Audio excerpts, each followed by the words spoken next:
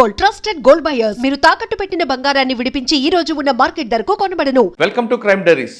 ఈ వారం మన గెస్ట్ 1991 బ్యాచ్ పోలీస్ ఆఫీసర్, పేరు నరేష్ కుమార్ గారు, అడిషనల్ ఎస్పీ భూపాలపల్లి. 1991లో నరేష్ కుమార్ గారు పోలీస్ డిపార్ట్మెంట్కి వచ్చిన తర్వాత ఎక్కువ శాతం కరీంనగర్ జిల్లాలో పనిచేశారు. కరీంనగర్ అనగానే అప్పట్లో నక్సల్స్ మూవ్మెంట్ తీవ్రంగా ఉండేది.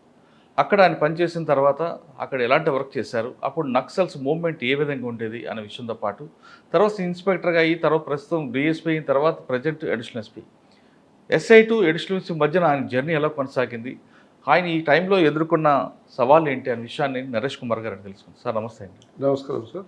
కరీంనగర్లో ఎక్కువ పనిచేశారు కాబట్టి అసలు కరీంనగర్ అనగానే ఒక హబ్బు అవ్వడదు. ఆ మూమెంట్లో మీరు పనిచేసిన ఏరియాలో కోరట్లు అవ్వచ్చు, జగిత్యాల ఈ ప్రాంతంలో మీరు ఎదుర్కొన్న సవాలు ఎలాగుండేది, అసలు నక్సల్స్ మూవ్మెంట్ ఎందుకు పుట్టింది, ఆ మూవ్మెంట్ని డౌన్ అవ్వడానికి కారణం ఏంటి, కేవలం ఎక్స్చేంజ్ ఆఫ్ ఫైర్లతోనే కంట్రోల్ చేశారా, సరెండర్ పాలసీ ఇంప్లిమెంట్ చేశారా, మీరు ఎదుర్కొన్న నక్సల్స్ మూవ్మెంట్ ఎలాగుండేది, అప్పుడు ఎన్ని ఎక్స్చేంజ్ ఆఫ్ ఫైర్లు అయ్యాయి, మీకు అక్కడ గ్యాలటరీ అవార్డు కూడా వచ్చినట్లుంది కాబట్టి దాన్ని ఎలా కంట్రోల్ చేశారు, తర్వాత అక్కడ నుంచి ఇన్స్పెక్టర్గా వచ్చిన తర్వాత ఎక్కడ పనిచేశారు, డిఎస్పీగా ఎక్కడ పనిచేశారు, ప్రస్తుతం అడిషనల్ ఎస్పీ భూపాలపల్లి అనగానే గతంలో కూడా మూవ్మెంట్ ఉండేది, ప్రస్తుతం నక్సల్ మూవ్మెంట్ లేదు, కానీ ఇక్కడ అటువంటి స్మెల్ ఏమైనా వస్తే దాన్ని ఎలాగ మళ్ళీ మనం వెనక్కి తీసుకెళ్ళచ్చు, ఇవన్నీ ప్రశ్నలు సమాధానం చెప్పే ముందు నరేష్ కుమార్ గారు ఈ డిపార్ట్మెంట్లోకి బై ఛాన్సా బై చాయిస్? By choice. నేను యాక్చువల్గా ప్రభుత్వ ఉద్యోగి అంటే టీచర్గా 89 డిఎస్సిలో టీచర్గా సెలెక్ట్ అయినాను. నేను ఒక సంవత్సర కాలం టీచర్గా పనిచేస్తూ పోలీస్గా పోవాలని చెప్పి మళ్ళీ దీంట్లోకి వచ్చి జాయిన్ 91లో జాయిన్ అయింది. అచ్చా, అంటే బెత్తం పక్కన పెట్టి లాఠీ పట్టుకున్నారా? ఓకే, మీ పేరెంట్స్ ఏంటి, డిపార్ట్మెంట్ రావడానికి కారణం ఏంటి? మాది వరంగల్ జిల్లాలో నర్సంపేట కాన్స్టిట్యున్సీ నల్లబెల్లి మండలంలో చిన్న కుగ్రామం ముచ్చుపల్లి గ్రామ పంచాయతీకి తండకు ఒక 4 కిలోమీటర్ డిస్టెన్స్ ఉంటుంది. మా తండలో నేనే ఫస్ట్ పర్సన్ ఎడ్యుకేషన్ చదువుకోవడానికి స్కూల్కి పోయే పిల్లలలో నేనే ఫస్ట్ పర్సన్. ఇప్పుడు చదువుతున్నారు, అప్పుడు ఎవరు చదువుకోకపోయేది. నేను కూడా యాక్చువల్గా మా తమ్ముడిని ముందు పంపిస్తే వాడు సరిగ్గా స్కూల్కి పోవడం లేదు, తప్పిస్తున్నాడని నన్ను చేంజ్ చేసి పంపిస్తే నేను 11 ఇయర్ ఏజ్లో ఓన్మాలు స్టార్ట్ చేశాను. సో అక్కడ నుంచి చదువుకుంటూ ఏపీ రెసిడెన్షియల్ అంటే 10th అయిపోయినాక ఏపీ రెసిడెన్షియల్ జూనియర్ కాలేజ్ ఉట్నూరులో చదువుకున్నాను. అదొక నా స్ట్రాంగ్ ఫౌండేషన్. సో అక్కడ నుంచి వరంగల్ ఆర్ట్స్ కాలేజ్లో బీఎస్సీ బీజెడ్సీ చేశాను. తర్వాత 89 డిఎస్సిలో టీచర్గా ఎంపికై టీచర్గా ఉద్యోగం చేస్తూ 1 ఇయర్ తర్వాత 91 బ్యాచ్ ఎస్ఐగా సెలెక్ట్ అయ్యాను. అంటే ఎందుకు యూనిఫామ్ ఎందుకు వేసుకోవాలనుకున్నారు? అంటే టీచర్ పరిధి కంటే ఒక ఎస్ఐ పరిధి ఒక ప్లాట్ఫామ్ పెద్దది, పబ్లిక్ సర్వీస్ చేయడానికి, ప్రజలతో మమేకం కావడానికి మంచి అవకాశం అని చెప్పి యూనిఫామ్ సర్వీస్ని నేను చూస్ చేసుకున్నాను. 91లో ట్రైనింగ్ అయిన తర్వాత ఎక్కడ మీకు పోస్టింగ్ ఇచ్చారు? 9 months అంబర్పేటలో ట్రైనింగ్ అయినప్పుడు. తర్వాత 92లో ప్రొబేషనర్గా రామగుండం. ఆ తర్వాత ఇండిపెండెంట్ పోస్టింగ్ నాకు సుల్తానాబాద్ ఇచ్చారు. మా బ్యాచ్మెంట్ అందరికీ రిమోట్ ఏరియా ఇచ్చారు, నాకు టౌన్ ఏరియా ఇచ్చారు. అప్పుడు రత్నారెడ్డి గారని ఎస్పీ ఉండే. వాళ్ళందరూ ఏదో బాగా మంచి పోస్టింగ్ కావాలని చెప్పి ప్రెషర్ పెడుతున్నారు అని వాళ్ళందరినీ రిమోట్లో పెట్టి నన్ను మాత్రం టౌన్లో ఇచ్చారు. సో సుల్తానాబాద్లో సక్సెస్ఫుల్గా 3 years చేశాను. సుల్తానాబాద్లో మీకు వచ్చిన ఛాలెంజ్ ఏముందండి? సుల్తానాబాద్లో ఛాలెంజ్ ఉంటుంటే ఎక్సిబిజం అప్పుడు ఉంది. 92 అది. 92లో అక్కడ ఈ మావోయిస్ట్ మూమెంట్ బాగానే ఉండేది. సుల్తానాబాద్లో లేదు, కానీ మేము ఎక్కడ పనిచేసినా కూడా రొటేషన్ పద్ధతిలో మొత్తం ఏరియా రామగిరి కిల్లలు ఇటు కుక్కలగూడూరు ఆ ఏరియాలో తిరిగేది, మూమెంట్లో తిరిగేది. మేము అక్కడ ఉన్నప్పుడు ఒక దళ సభ్యుని వైఫ్ని క్యాచ్ చేసినాం. ఏబి వెంకటేశ్వరరావు గారు అప్పుడు ఏఎస్పీ గారు ఉండే. సో క్యాచ్ చేసినాం. ఆమె ఇచ్చిన ఇన్ఫర్మేషన్ మీద లాట్ ఆఫ్ వర్క్ అయింది. మొత్తం గోదావరి కరి ఏరియాలో సికాసా కావచ్చు, మావోయిస్ట్ ఆర్గనైజేషన్లో ఉన్న చాలామందిని ఐడెంటిఫై చేసి ఒక్కొక్క ప్లేస్లో ఒక్కొక్క వర్క్, ఇది లీడ్ అన్నమాట. సో ఆ లీడ్తో లాట్ ఆఫ్ వర్క్ అయింది. ఏబి వెంకటేశ్వరరావు సార్ కూడా చెప్పడం జరిగింది ట్రాన్స్ఫర్ అయ్యే టైంలో. చిన్న క్లూ, ఒక పర్సన్ని పట్టుకొని వాటితో ఆ లేడీతో పాటు ఇంకొక పర్సన్ కూడా ఉన్నారు. ఇద్దరి ద్వారా మనకు ఒక పెద్ద బ్రేక్ త్రూ వచ్చింది. చాలా ఎందుకంటే భయపెట్టారా సహకరించమని? భయపడలేదు. వాళ్ళు ప్లేన్ ఏరియా కదా అని చెప్పి వాళ్ళు ట్రావెలింగ్కి వచ్చి బస్ స్టాండ్లో దిగారు. సో మాకు బందోబస్తు డ్యూటీలో ఉన్న సిబ్బంది ఐడెంటిఫై చేసారు వాళ్ళ దగ్గర సమ్ లిటరేచర్ అవి ఉందని చెప్పి. సో అప్పుడు తీసుకొచ్చినాక ఆమె అంత హార్డ్ కోర్ కాదు. ఆమె ప్లేన్గా బయట అండర్ గ్రౌండ్ ఓపెన్ గ్రౌండ్లో ఉండే లేడీ కాబట్టి మొత్తం ఓపెన్గా చెప్పేసింది. అపార్ట్మెంట్ ఏపీటీలు ఎక్కడున్నాయి, ఏ క్యాడర్ అయింది, మొత్తం దాని చిట్టంతా బయటకు వచ్చింది. ఏపీటీలు ఏం చెప్పారు ఆవిడ? ఏపీటీలు కుక్కలగూడ దగ్గర 2-3 చెప్పారు. పోలీస్ పార్టీలు కూడా పోయినాయి, కానీ అప్పటికి వాళ్ళకు ఎక్స్పోజ్ అయిపోయింది. ఈ అమ్మాయి దొరికిన సంగతి వాళ్ళకి తెలిసిపోయింది. కానీ అప్పుడు రత్నారెడ్డి గారు ఎస్పీయా? రత్నారెడ్డి గారు ఎస్పీ. ఆయన దగ్గర ఏం నేర్చుకున్నారు మీరు? డైనమిక్ ఆఫీసర్, మాకు కరెక్ట్ పనిచేసే ఆఫీసర్ని కరెక్ట్ ప్లేస్లో పెట్టేవాడు. నాకు అక్కడ సుల్తానాబాద్ అయిన తర్వాత మళ్ళీ నువ్వు ఎక్స్పీస్ ఏరియాలో చేయాలి బాగా అని చెప్పి రాయకల్ పోలీస్ స్టేషన్ ఇవ్వడం జరిగింది. అక్కడేముందండి రాయకల్ ఏరియా అంటే? అది కూడా లైక్ భూపాల్పల్లి, అటు ఆదిలాబాద్ జిల్లా బార్డరు, ఇటు కరీంనగర్, మధ్యలో గోదావరి. ఎక్కడ కానీ వెహికల్ యాక్సెస్ సరిగా లేని చోట మావోయిస్టు డెన్స్ ఉంటాయి, వాళ్ళ షెల్టర్స్ ఉంటాయి. సో ఎక్కువ అక్కడ ఉండేది. సో అక్కడ నేను 3.5 years పనిచేశాను. అక్కడ లాట్ ఆఫ్ వర్క్ చేశాను. అప్పుడు చేంజ్ అయ్యి ఉమేష్ చంద్ర సార్ వచ్చారు, బాలసుబ్రహ్మణ్యం సార్ ఏఎస్పీ ఉండే. సో బాలసుబ్రహ్మణ్యం సార్కు నేను చాలా ఇన్ఫర్మేషన్, లైవ్ ఇన్ఫర్మేషన్, సార్ కూడా ఫీల్డ్లోకి వచ్చారు ఒకసారి. అయితే సార్ 3.5 సంవత్సరాలు పనిచేశారు కదా షెల్టర్ జోన్లో, ఎటువంటి ఇన్ఫర్మేషన్ వచ్చింది? అంటే స్పెసిఫిక్ ఇన్ఫర్మేషన్, అది vague information? Most of the information vague information, ఆ ఏరియాలో ఉన్నారు అని. సో దాన్ని మేము పాజిటివ్గా కన్వర్ట్ చేసుకుంటాం. అంటే మేము కూడా అక్కడ మా సోర్స్ను డెవలప్ చేసుకొని పంపించి లొకేట్ చేసుకోవడం, చాలా చాలా ఇన్ఫర్మేషన్లు కూడా వేగ ఇన్ఫర్మేషన్లే పాజిటివ్గా. స్పెసిఫిక్ ఇన్ఫర్మేషన్ కూడా మనం పోయే వరకు అది చేంజ్ అవుతుంది. మావోయిస్ట్ స్ట్రాటజీ మీకు తెలుసు, వాళ్ళు ఒక పర్సన్ వాళ్ళ నుంచి బయటికి పోయిందంటే వాళ్ళు ప్లేస్ మార్చేస్తారు. సో వేగ ఇన్ఫర్మేషన్, స్పెసిఫిక్ ఇన్ఫర్మేషన్ కూడా. ఇది ఒకటి మంచి సంఘటన చెప్పండి, వేగ్గా ఏం సక్సెస్ అయింది? వేగ్గా అయితే ఒకసారి మానాల గుట్టల దగ్గర మావోయిస్టు, చాలా ఎండాకాలం అది, మానాలకు ఇటు కతలాపూర్కు మధ్యలో ఒక 50 kilometers దూరంలో ఎక్కడ మొత్తం ఫారెస్ట్ ఉంటుంది, ఎక్కడ వాటర్ డ్రాప్ కూడా దొరకదు. అయితే ఒక పర్సన్ వచ్చి విలేజ్ దగ్గర బోర్వెల్ దగ్గర వాటర్ పట్టుకోపోయిండు, మఫ్టీలో ఉన్నాడు, కొత్తవాడని చెప్పి ఒక వేగ్ ఇన్ఫర్మేషన్ వచ్చింది. అంటే దళం డెఫినెట్గా ఉంటుంది, 2-3 క్యాన్లు తీసుకుపోయిండు అని తెలిసింది. బాలసుబ్రహ్మణ్యం గారు ఏఎస్పీ గారు ఉండే, నేను 3-4 పార్టీ, హబీబ్ ఖాన్ గారు అని, నేను, వెంకటరమణ అని, మా బ్యాచ్ పెట్టి ఒక 3-4 parties పోయినాం. గ్రే హ్యాండ్స్ కూడా ఉండే. మేము ఇలా వాటర్ పాయింట్స్, సోర్స్ పాయింట్లో ఉండే అవకాశం ఉంటుందని చూసుకుంటూ పోతున్నాం. అయితే వాటర్ వాగు ఉంటుంది కదా, నాలాలో వాళ్ళు దాదాపు 6-7 feet తోడారు. ఎక్కడైతే డ్రై అయిపోయిందో అక్కడ లోతు ఇసుక అంతా తీసేసి అక్కడ నుంచి ఫిల్టర్ చేసుకుంటూ వాటర్ పడుతున్నారు. సో నేను గ్రే హ్యాండ్స్ పార్టీ లీడ్ చేస్తున్నాను. మాకు బాగా సౌండ్ వస్తుంది, లేపురా లేపురా లేపురా అంటే మేము అనుకున్నాం ఏదో ఎడ్ల బండిలో కర్ర తీసుకుపోయేటప్పుడు ఎక్కేటప్పుడు కొంచెం ఎడ్లు ఎక్కకపోతే సౌటింగ్ చేస్తారు కదా, అట్లా అనుకున్నాం. ఆయన సైలెంట్గా మూవ్ చేస్తుంటే వాళ్ళు సెంట్రీ పెట్టుకున్నారు పైన, ఎక్దమ్ మా మీద ఫైర్ కొట్టాడు. కొట్టగానే మేము అంతా డౌన్ అయిపోయినాం, అంతా డీలింగ్ పొజిషన్లో వెళ్ళిపోయినాం.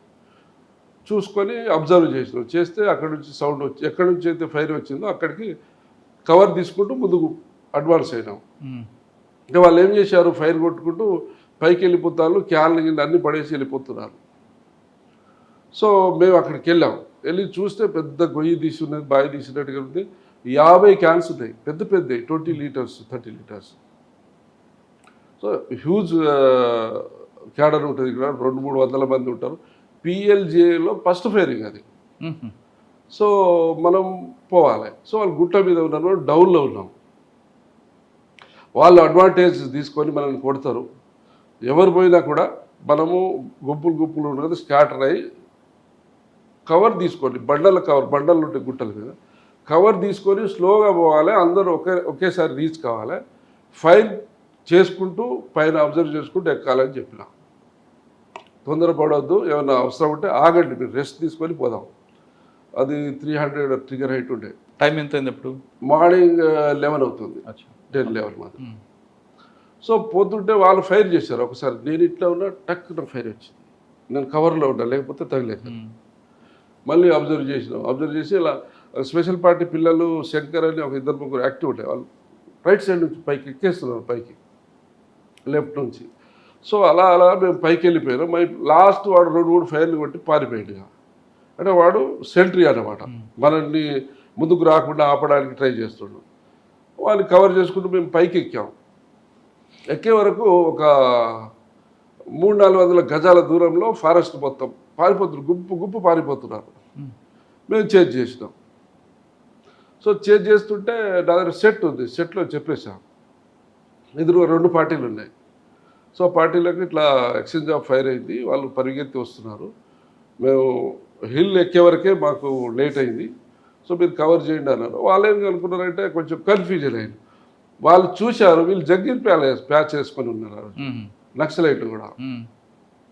సో మనోలే అనుకొని వాళ్ళు లేదు, వెళ్ళిపోయింది. సెట్లో చెప్పినా కూడా కన్ఫ్యూజన్ అయిపోయింది. తర్వాత మళ్ళీ బ్యాక్ వచ్చినాం, చూస్తే అక్కడ ఒక ట్రాక్టర్ లోడు రేషన్ ఉంది, తుపాకులు ఉన్నాయి, రేషన్ ఉంది, ట్రాక్టర్ లోడ్ ఉంది. వంట చేసి పెట్టారు, ఒక పెద్ద పెళ్లి వంటకాల్లాగా చేసి పెట్టారు. 300 మంది పైన ఉన్నారు అక్కడ. ఇమీడియట్లీ బేస్ క్యాంప్కి గ్రేహాండ్స్ చెప్తే అప్పుడు రత్నారెడ్డి సార్ గ్రేహాండ్స్ ఐజీనా అడిషనల్ డీజీనో, ఇంకో దుర్గా ప్రసాద్ సార్, వీళ్ళందరూ హెలికాప్టర్ తీసుకొని అక్కడికి వచ్చారు. చూసి మొత్తం వీడియోగ్రాఫింగ్ చేసి మన పిఎల్జే మీద ఫస్ట్ ఫైరింగ్ ఇది ఎట్లా జరిగింది ఏందని చెప్పి డీబ్రీఫింగ్ చేశారు. చెప్పిన ఇదంతా కరెక్ట్గా, మీరు కరెక్ట్ డిసిషన్ తీసుకోకపోతే మనకు నష్టమయ్యేది. వాళ్ళు టాప్లో ఉన్నారు, వాళ్ళు అడ్వాంటేజ్ పొజిషన్లో ఉన్నారు. మీరు గ్రౌండ్లో నుంచి పైకి వచ్చినప్పుడు మీరు ఆ ప్రికాషన్ తీసుకోవడం మంచిగా అయిపోయింది, లేకపోతే మనకు క్యాజువాలిటీ అయ్యేది.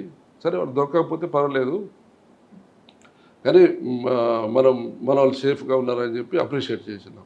ఒక చిన్న వేక్ ఇన్ఫర్మేషన్ సక్సెస్ అయింది, కానీ కరెక్ట్ స్పెసిఫిక్ ఇన్ఫర్మేషన్ వెళ్ళిన తర్వాత ఫెయిల్ అయిన ఉన్నాయా? స్పెసిఫిక్ కూడా మిస్ అయినవి ఉన్నాయి.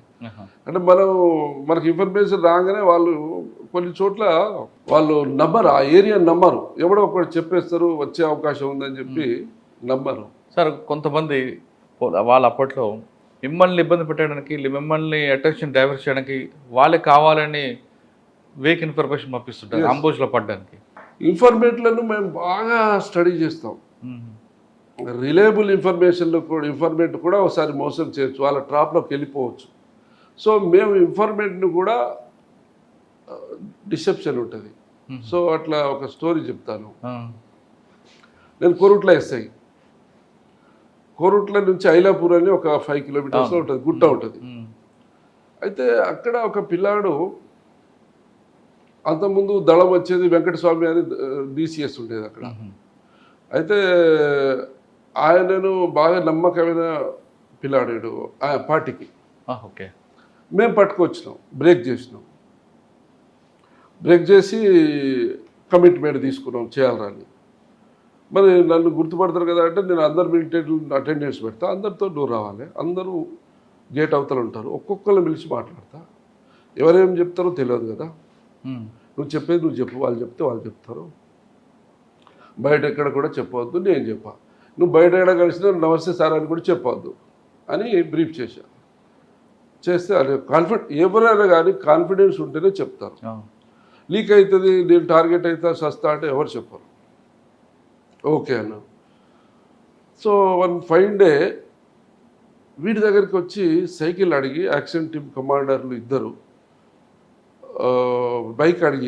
సైకిల్ అడిగి, సో కొరుట్ల ఇక్కడైతే, ఐలాపూర్ ఇక్కడైతే, ఇటు అపోజిట్లో పోయిండు, ధర్మారాం అనే ఊరు ఉంటారు,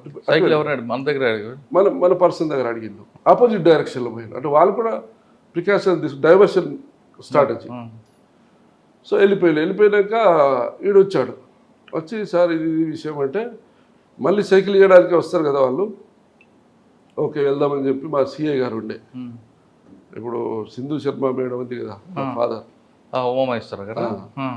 సో ఓకే పోదాం సార్ అని చెప్తే పోదామని మేము వెళ్ళాము. సగం దూరం వెళ్ళగానే మళ్ళీ పిల్లాడు వచ్చాడు. మేము ఎప్పుడు కానీ ఇన్ఫర్మేటివ్ ముందు ఇడిచిపెట్టాము. వాడు మళ్ళీ కాల్ చేశాడు, వచ్చి ఫోన్ లేవు కదా ఉండే, అది కొరుట్ల 2002 అప్పుడు ఫోన్స్ వచ్చినాయి. సో ఆయన ఏమంటాడంటే కొరుట్లోనే ఉన్నారు సార్ వాళ్ళు, ఐలాపూర్ చౌరాస్లో ఉన్నారు అన్నాడు. హోటల్ పేరు కూడా చెప్పారు. సడన్గా బ్యాక్ వచ్చారు. బ్యాక్ వస్తే హోటల్లో ఒకడున్నాడు, ఒకడు బస్ స్టాండ్కి ఏదో వెళ్ళాడు. వాడు మమ్మల్ని మేము యూనిఫామ్లోనూ తుపాకులు ఉన్నాయి కదా, సో చూడగానే వాడు ఫైర్ ఓపెన్ చేశాడు. బయట ఉన్నవాడా లోపల ఉన్నవాడు? హోటల్లో ఉన్నాడు. హోటల్ అంటే ఓపెనే ఉంటుంది హోటల్. సో ఎప్పుడైతే ఫైర్ చేశారో మేము ఫైర్ చేసాం. ఒకడు పడిపోయాడు. ఇంకోడు అప్పుడే వస్తున్నాడు. వాడు మమ్మల్ని చూసి వాడు దూరం నుంచి ఏకేతోని ఫైర్ ఓపెన్ చేసి కొరుట్ల టౌన్లో పరిగెత్తాడు. మేము ఫైర్ చేశాము, బట్ బాగా పబ్లిక్ ఉన్నారు, ఒకవేళ మిస్ అయ్యి ఎవరైనా తగ్గితే బాగుండదని ఫైర్ ఆపేసినాం. సో తర్వాత ఎంక్వైరీ చేస్తే వీడి దగ్గర పిస్టల్ దొరికింది. వాడు ఏకే ఉన్నది, వాడు యాక్షన్ టీమ్ కమాండరు. ఇతని మీద 50,000 రివార్డ్ ఉంది. కుక్కల గూడూరు అనేది ఇమాం అతని పేరు. సో టౌన్లో జరిగింది. మళ్ళీ అప్పుడు నళిన్ ప్రభాస్ సార్ ఎస్పీ గారు ఆయన వచ్చాడు సీన్కి. అరే ఫారెస్ట్లో చేస్తావు ఎన్కౌంటర్ కానీ టౌన్లో అయిందయ్యా, గ్రేట్. తర్వాత మాకు తెలిసింది ఏంటంటే వాళ్ళు పోలీసులు ఆ హోటల్ దగ్గరికి వస్తారు, ఐలాపూర్ క్రాస్ రోడ్లో. Special party constable very active ఉండదు, 4-5. వాళ్ళను అప్పటికే ఒక కానిస్టేబుల్ కతలాపూర్లో చంపేసిండు. సో ఈ వీళ్ళని చంపుదామని చెప్పి వచ్చి అక్కడ వాళ్ళు మాట వేశారు. సో లక్కీలీ మనకు ఇన్ఫర్మేషన్ రావడం వల్ల. అంటే అందులో మెసేజ్ ఏంటి? మనకు అనుకున్న వ్యక్తి రివర్స్ అయ్యాడేనా? రివర్స్ కాలేదు. అంటే వాళ్ళు మన అనుకున్న వ్యక్తికి ఇన్ఫర్మేషన్ చేరకుండా, వాళ్ళు ఇతనికి చెప్పకుండా వాళ్ళు ఇంకో డైరెక్షన్కి వెళ్ళిపోయారు. సో మనకు ఇంకో డైరెక్షన్లో పోయిందని మనం వెళ్దాం అనుకున్నాం. సడన్గా వాళ్ళు అక్కడ కాకుండా ఇక్కడే వచ్చి ఉన్నారు. ఎందుకు? పోలీస్ కోసం వచ్చి ఉన్నారు. సో మన ఇన్ఫర్మేట్కి పోలీస్ కోసం వచ్చిన విషయం అప్పుడు తెలియదు. సో ఇక్కడ ఉన్న దగ్గరే మళ్ళీ మనం వచ్చాము అక్కడికి, దగ్గరే కాబట్టి. సో అట్లా సార్ ఒకసారి అక్కడ మీకు ఆపోజిట్ అయిపోయారు, ఫైర్ వాళ్ళు ఓపెన్ చేశారు. ఫైర్ ఓపెన్ చేయగానే మీరు ఏం చేశారు? అప్పుడు వెంటనే డిస్పాచ్ అయిపోయి డౌన్ అయిపోయి కొట్టుకొచ్చారా? లేదు అక్కడ వాళ్ళకి ఫ్రాక్షన్ ఆఫ్ సెకండ్లో అయిపోయింది. మేము ఎక్కడ కానీ ఎక్స్ట్రీమిస్ట్ ఆపరేషన్లు పోతే ట్రిగర్ మీద లోడ్ అయ్యడం వెపన్ ట్రిగర్ మీద అట్లీస్ట్ ఒకళ్ళిద్దరు ముందు ఉన్న గైడ్, సో అట్లా ప్రిపేర్ అయి ఉంటాం. ట్రిగర్ మీద ఎప్పుడు వేలు ఉంటుంది, ప్రిపేర్ అయ్యి ట్రైల్ ఉంటుంది, ఇన్ఫర్మేషన్ ఉన్నది ఇక్కడ ఉంటుంది. వాడు ఫైర్ చేస్తే మేము అవుట్ అయిపోతాం, మేము చేస్తే వాడు అవుట్ అవుతాం. సో ఆ ఫ్రాక్షన్ ఆఫ్ సెకండ్స్లో మన రెస్పాన్స్ని బట్టి మనకు రిజల్ట్ ఉంటుంది. అంటే వెపన్ లాక్ ఓపెన్ చేసి ఉంటారు, లాక్ ఓపెన్ చేసి ఉంటాం. పక్కా ఇన్ఫర్మేషన్ ఆడ ఉన్నారు అంటే ఆడ పోయేటప్పుడు పక్కా లాక్ ఓపెన్ చేసి ట్రిగర్ మీద చేపెట్టుకొని ఉంటాం. సో అట్లా విత్ ఇన్ ఫ్రాక్షన్ ఆఫ్ సెకండ్స్లో అయిపోయింది అది. అలా కోరుట్ల తర్వాత ఎక్కడికి వచ్చారు? సుల్తానాబాద్ తర్వాత ఫస్ట్ సుల్తానాబాద్ తర్వాత రాయకల్ తర్వాత కోరుట్ల తర్వాత వేములవాడ తర్వాత కరీంనగర్ రూరల్. ఈ 4తో అయిపోయింది ఎస్ఐ పోస్ట్. ఈ 4 కూడా లాంగ్ టెన్యూర్ 3 ఎక్కడ మీకు నక్సల్స్ మూవ్మెంట్ ఫేస్ చేశారు? కోరుట్ల లేదంటే వేములవాడ? అన్ని చోట్ల. అంటే నేను ఎక్కడున్నా కూడా డివిజన్ ఏరియాలో ఇన్ఫర్మేషన్ రిలయబుల్ ఇన్ఫర్మేషన్ ఉన్నది అంటే నన్ను పంపించేది, నేను కూడా వెళ్ళేది, వర్క్ అవుతుంది అని చెప్పి.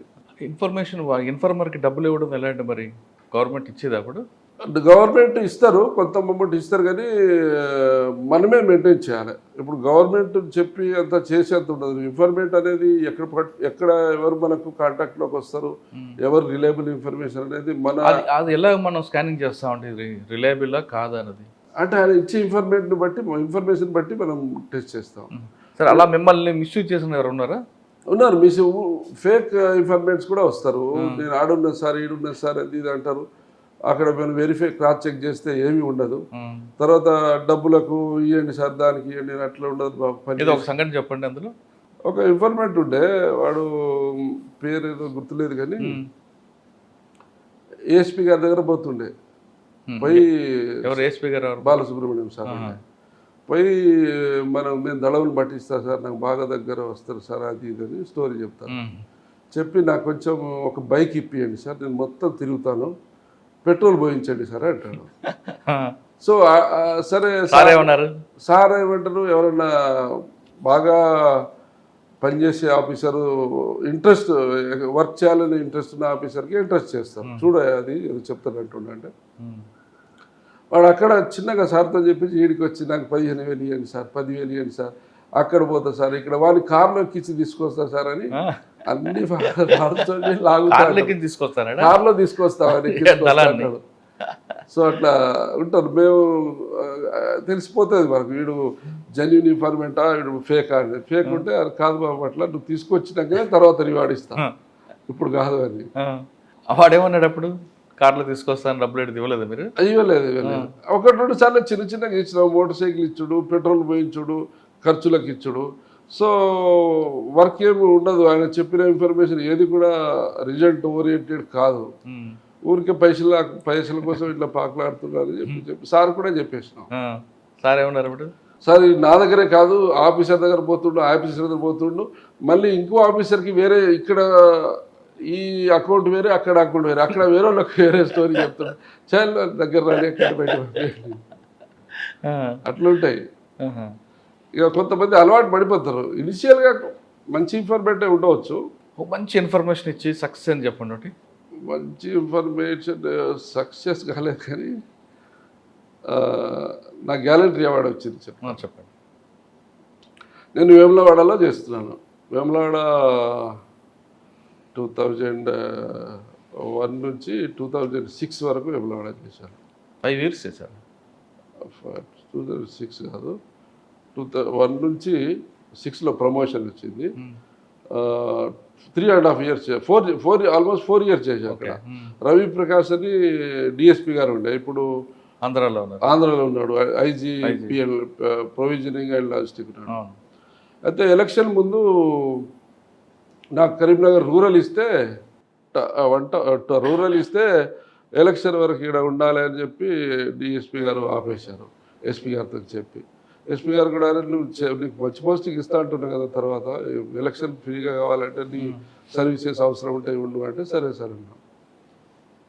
అయితే సనుగుల అనే ఉంటుంది, సనుగుల ఉంది, రుద్రాంగి సనుగుల. ఇప్పుడు మన మానాలకు కింద ఉంటుంది, ఇక ఒకటే బెల్ట్ అంతా కంచుకుంట. సనుగుల తండ అనేది ఉంటుంది ఒకటి, ఆ తండకు చుట్టూ గుట్టలు ఉంటాయి, చిన్న దారి ఉంటుంది పోవడానికి, ఇటు ఒక దారి అటు ఒక దారి. సో మాకు ఇన్ఫర్మేషన్ ఉంటే నైట్ పార్టీస్ పంపించిండు, మేము ఫారెస్ట్లో అంబుజ్ చేసినాం. మధుసూదన్ రెడ్డి సార్ ఏమో ఓఎస్డీ ఉండే, ప్రవీణ్ కుమార్ సార్ ఏమో ఎస్పీ ఉండే. అటు నిజామాబాద్ వైపు ఎవరున్నారు అప్పుడు? నిజామాబాద్ ఆనంద్ గారు, ఆనంద్ సార్ ఉన్నారు అప్పుడు. ఆనంద్ సార్ ఉన్నట్లేదు. సో మేము ఏం చేసినాం, మానాల ఫుట్ హిల్స్ కింద అంబుజ్ చేసుకొని మార్నింగ్ రిజల్ట్ ఏం లేదు, ఇక మళ్ళీ రిట్రీట్ అవుతున్నాం. ఈ సనుగుల తండకు ఫస్ట్ రావాలి. సనుగుల తండకు రాగానే ఆ కొసకు ఒక 4-5 కూర్చొని ఉన్నారు, సివిల్ డ్రెస్లో కూర్చొని ఉన్నారు. మమ్మల్ని చూసి వాళ్ళు పరిగెత్తున్నారు. పరిగెత్తుంటే వీళ్ళు ఎవరో పరిగెత్తున్నారు అని చెప్పి, అంటే తండకు అటుపక్కన గుట్ట ఇటుపక్కన గుట్ట ఉంది, ఇటు నుంచి మేము వస్తుంటే వాళ్ళని చేంజ్ చేస్తే అవతల గుట్టలకు వెళ్ళిపోతారు వాళ్ళు. అయితే అక్కడ లోకల్ వాళ్ళని అడిగిన, వాళ్ళు ఎవరు వల్ల ఏంటంటే ఎవరు సార్ అని చెప్పి వాళ్ళు తండ వాళ్ళు. సో నేను మాట్లాడితే వాళ్ళే సార్ అని చెప్పారు. సో చేంజ్ చేస్తుంటే మాకు అందరంత దూరం ఉంది, మేము కనీసం 200-300 గజాల్లో చేంజ్ చేయాలంటే వాళ్ళకి ముందు గుట్ట వచ్చేస్తుంది, మళ్ళీ వాళ్ళు గుట్టలు పడితే ఇక దొరకరు. తండ వరకు పరిగెత్తాం. తర్వాత ఏం చేసిన, ఒక మంచి కానిస్టేబుల్ని మేము ఎప్పుడు పోయినా ఫీల్డ్లో AK-47 క్యారీ చేస్తాం. సో నేను AK పట్టుకున్నాను, వారికి ఒక AK ఉంది. సో వాళ్ళను ఆ గుట్ట మీద నాకు బాగా అవగాహన ఉంది, చుట్టూ దారులు ఎట్టున్నాయి, ఎట్లా పోవచ్చు అని. సో మేము ఇలా వస్తున్నాం, వాళ్ళు ఇలా పరిగెత్తి తండ దాటిపోతున్నారు. వాళ్ళు తండలోకి వచ్చినాక ఒక బైక్ దొరికింది అక్కడ. జనరల్ మోటార్ సైకిల్ ఉండవు కానీ సమ్ ఆర్ఎంపీ డాక్టర్ ఎవరో బైక్ తెచ్చి పెట్టింది. దాన్ని బైక్ ఓపెన్ చేసేసినాం. చేసేసి నేను బైక్ నడుపుతా, నువ్వు వెనకాల కూర్చో, ఏకే ట్రిగర్ మీద వేలు పెట్టుకొని రెడీ పెట్టు, లాక్ తీసేసి. అయితే అక్కడ ఏంటంటే ఇలా వీళ్ళు పరిగెత్తేటప్పుడు దారి ఇలా ఉంది, ఇలా పోయి ఎదురుగా వస్తుంది దారి, యూ టైప్లో ఉంది దారి. సో బైక్ మీద మేము ఇద్దరు వాళ్ళు మిగతా వాళ్ళని మీరు సేమ్ చేంజ్ చేసుకుంటుండండి, మేము ఫైర్ ఓపెన్ చేస్తే మీరు ఫైర్ ఆపేయాలి, నేను సెట్లో చెప్తా, మీరు అడ్వాన్స్ కావద్దు నేను చెప్పినాక అని చెప్పేసి వాళ్ళు అలా. మీరు ఓపెన్ చేస్తే వాళ్ళని ఆపేయాలి, వాళ్ళకి మాకు దెబ్బలు తగ్గుతాయి. వాళ్ళ వెనక నుంచి వస్తుంది, నేను ముందుకు తిరిగి వస్తున్నా, క్రాస్ ఫైర్ అయిపోయింది. సో నేను బైక్ తీసుకొని ఇలా పోయి ఇలా ఎదురుగా వాళ్ళు పరిగెత్తే దారిలో ఎదురుకో ముందుకు వచ్చేసిన బైక్ మీద ఇద్దరమే. సో వాళ్ళు వెనకకు చూసుకుంటూ ముందుకు పరిగెత్తున్నారు, వెనకకు చూసుకుంటూ ముందుకు పరిగెత్తున్నారు. ఆల్మోస్ట్ గుట్టలో చేరిళ్ళు, ఆ గుట్టలోనే దారి ఉంది. సడన్గా మమ్మల్ని చూసి మా మీద ఫైర్ ఓపెన్ చేసి 4 మెంబర్స్. మేము ఏం చేసినాం, ఇమ్మీడియట్లీ ముందే చెప్పినాం, ఎక్కడ ఏం చెట్టు మొదలు కనిపించినా రాయి కనిపించినా అక్కడ మనం లేయింగ్ పొజిషన్ తీసుకొని ఫైర్ చేయాలి అని చెప్పిన కానిస్టేబుల్కి. ఇద్దరు పడుకొని వాళ్ళు ఫైర్ చేసిన, మేము పడేసి ఫైర్ మాకు డైరెక్షన్లో రాలే, అది బైక్ సౌండ్తో కొంచెం దూరం నుంచి చూసిన వాళ్ళు. ఇమీడియట్లీ లైవ్ పొజిషన్లో తీసుకున్నాక నేను ఏకతోని ఫైర్ చేసిన, పిల్లాడు కూడా ఫైర్ చేసిండు. ఫైర్ చేస్తే ఇద్దరు పడిపోయారు. వాళ్ళు ఫైర్ చేసిండు, మేము ఫైర్ చేసి ఇద్దరు మీతో స్కాటర్ అయ్యి వెళ్ళిపోయారు. తర్వాత వెనుకోళ్ళకి చెప్పేసిన అప్పటికే నేను. సో వెనుకోళ్ళు ఒక 15 నిమిషాల తర్వాత వచ్చిండు, చూస్తే గ్రెనేడ్స్ షార్ట్ వెపన్స్ ఉన్నాయి. ఎవరండి వాళ్ళు? ఒక డిప్యూటీ కమాండరు, ఒక దళం మెంబరు. వీళ్ళు మానాలకు పక్కన వట్టిమల్ల అని ఉంటుంది ఒకటి కరీంనగర్ జిల్లాలో. వట్టిమల్ల దగ్గర ఒక కానిస్టేబుల్ 2 రోజుల ముందు చంపిండు ఇద్దరు. అప్పటికే వాడు సివిల్ డ్రెస్లో ఇంటికి పోతే చంపేసిండు. సో వీళ్ళు అక్కడ సబ్దళం లాగా తిరుగుతారు, దళంలో కాకుండా బయటికి వచ్చి యాక్టివిటీస్ చేస్తారు, మళ్ళీ వెళ్ళిపోతారు వాళ్ళు. ఇది చనిపోగానే ఇక సెట్లో చెప్పగానే ఎస్పీ గారు వచ్చిండు, ఓఎస్డి గారు వచ్చిండు. ఇక గ్రేట్ ఎన్కౌంటర్ అనేది. అసలు మీరిద్దరు ఇంత ధైర్యంగా పోయి అపోజిట్లో పోయి వాళ్ళను ఎదుర్కోవడం అనేది వెరీ లైఫ్ రిస్క్ ఆపరేషన్. నలుగురు చనిపోయారా? ఇద్దరు. అసలు వాళ్ళు ఎందుకు వచ్చారు అక్కడికండి? అంటే వాళ్ళు వాటర్ కోసమో ఫుడ్ కోసమో వస్తారు తండకు, అంతేగాని యాక్షన్ కోసం కాదు. అంటే మొత్తం చుట్టూ ఫారెస్ట్. మీ టైంలోనా తర్వాత టైంలో మానాన్ని ఎన్కౌంటర్ ఒకటి అయింది కదా, దాని తర్వాత దాంట్లో మీరున్నారా? నేను లేని దాంట్లో సీన్కి వెళ్ళాను నేను. అంటే అప్పుడు బాలసుబ్రహ్మణ్యం సార్ వాళ్ళు మానాల సైడ్ నుంచి రాకుండా ఇటు వేములవాడకు వస్తారు. వేములవాడ నుంచి వాళ్ళు మేము కలిసి సీన్కి పోతాం. సీన్కి పోయినాక అప్పటికి 8 బాడీస్ పడతాయి. అప్పుడు వెంకటస్వామి, ఇప్పుడు నేను చెప్పిన వెంకటస్వామి కోరుట్ల దగ్గర ఉన్నాడు అని చెప్పి, రాయకల్ దగ్గర ఉన్నాడు అని చెప్పి, ఆయన వెంకటస్వామి DCS అప్పుడు చనిపోయింది. అప్పుడు కూడా బాలసుబ్రహ్మణ్యం ప్రత్యేకంగా ఒక ఆపరేషన్లో పార్టిసిపేట్ అయ్యాను. అక్కడ బోర్నపల్లి అని రాయకల్ ఏరియాలో. ఆయన స్వయంగా వచ్చారా? ఆయన కూడా వచ్చాడు, కానీ ఆ రోజు రిజల్ట్ రాలేదు. వెపన్స్ దొరికినాయి. సిర్పూర్ పోలీస్ స్టేషన్లో అటాక్ చేసి తీసుకుపోయిన వెపన్స్ కూడా రికవరీ అయింది. సార్ మధుసూదన్ రెడ్డి గారి టైంలో కూడా మానాన్ని ఎన్కౌంటర్ అయింది కదా, మేజర్ అనుకుంటారు. అదే మధుసూదన్ రెడ్డి సార్ పీరియడ్లోనే బాలసుబ్రహ్మణ్యం SIPలో ఉన్నాడు. అప్పుడు మధుసూదన్ రెడ్డి సార్ ఏమో OSDగా ఉన్నాడు. అప్పుడే 8 మంది చనిపోయారు. 8 మంది చనిపోయారు. DCS అండ్ దళం డిప్యూటీ కమాండర్స్, చాలా మొత్తం జిల్లా మేజర్ క్యాడర్స్ అంతా పోయింది. సార్ ఒక ఎన్కౌంటర్ అయిన తర్వాత ఎంక్వైరీకి వస్తారు, కమిటీ వస్తుంది.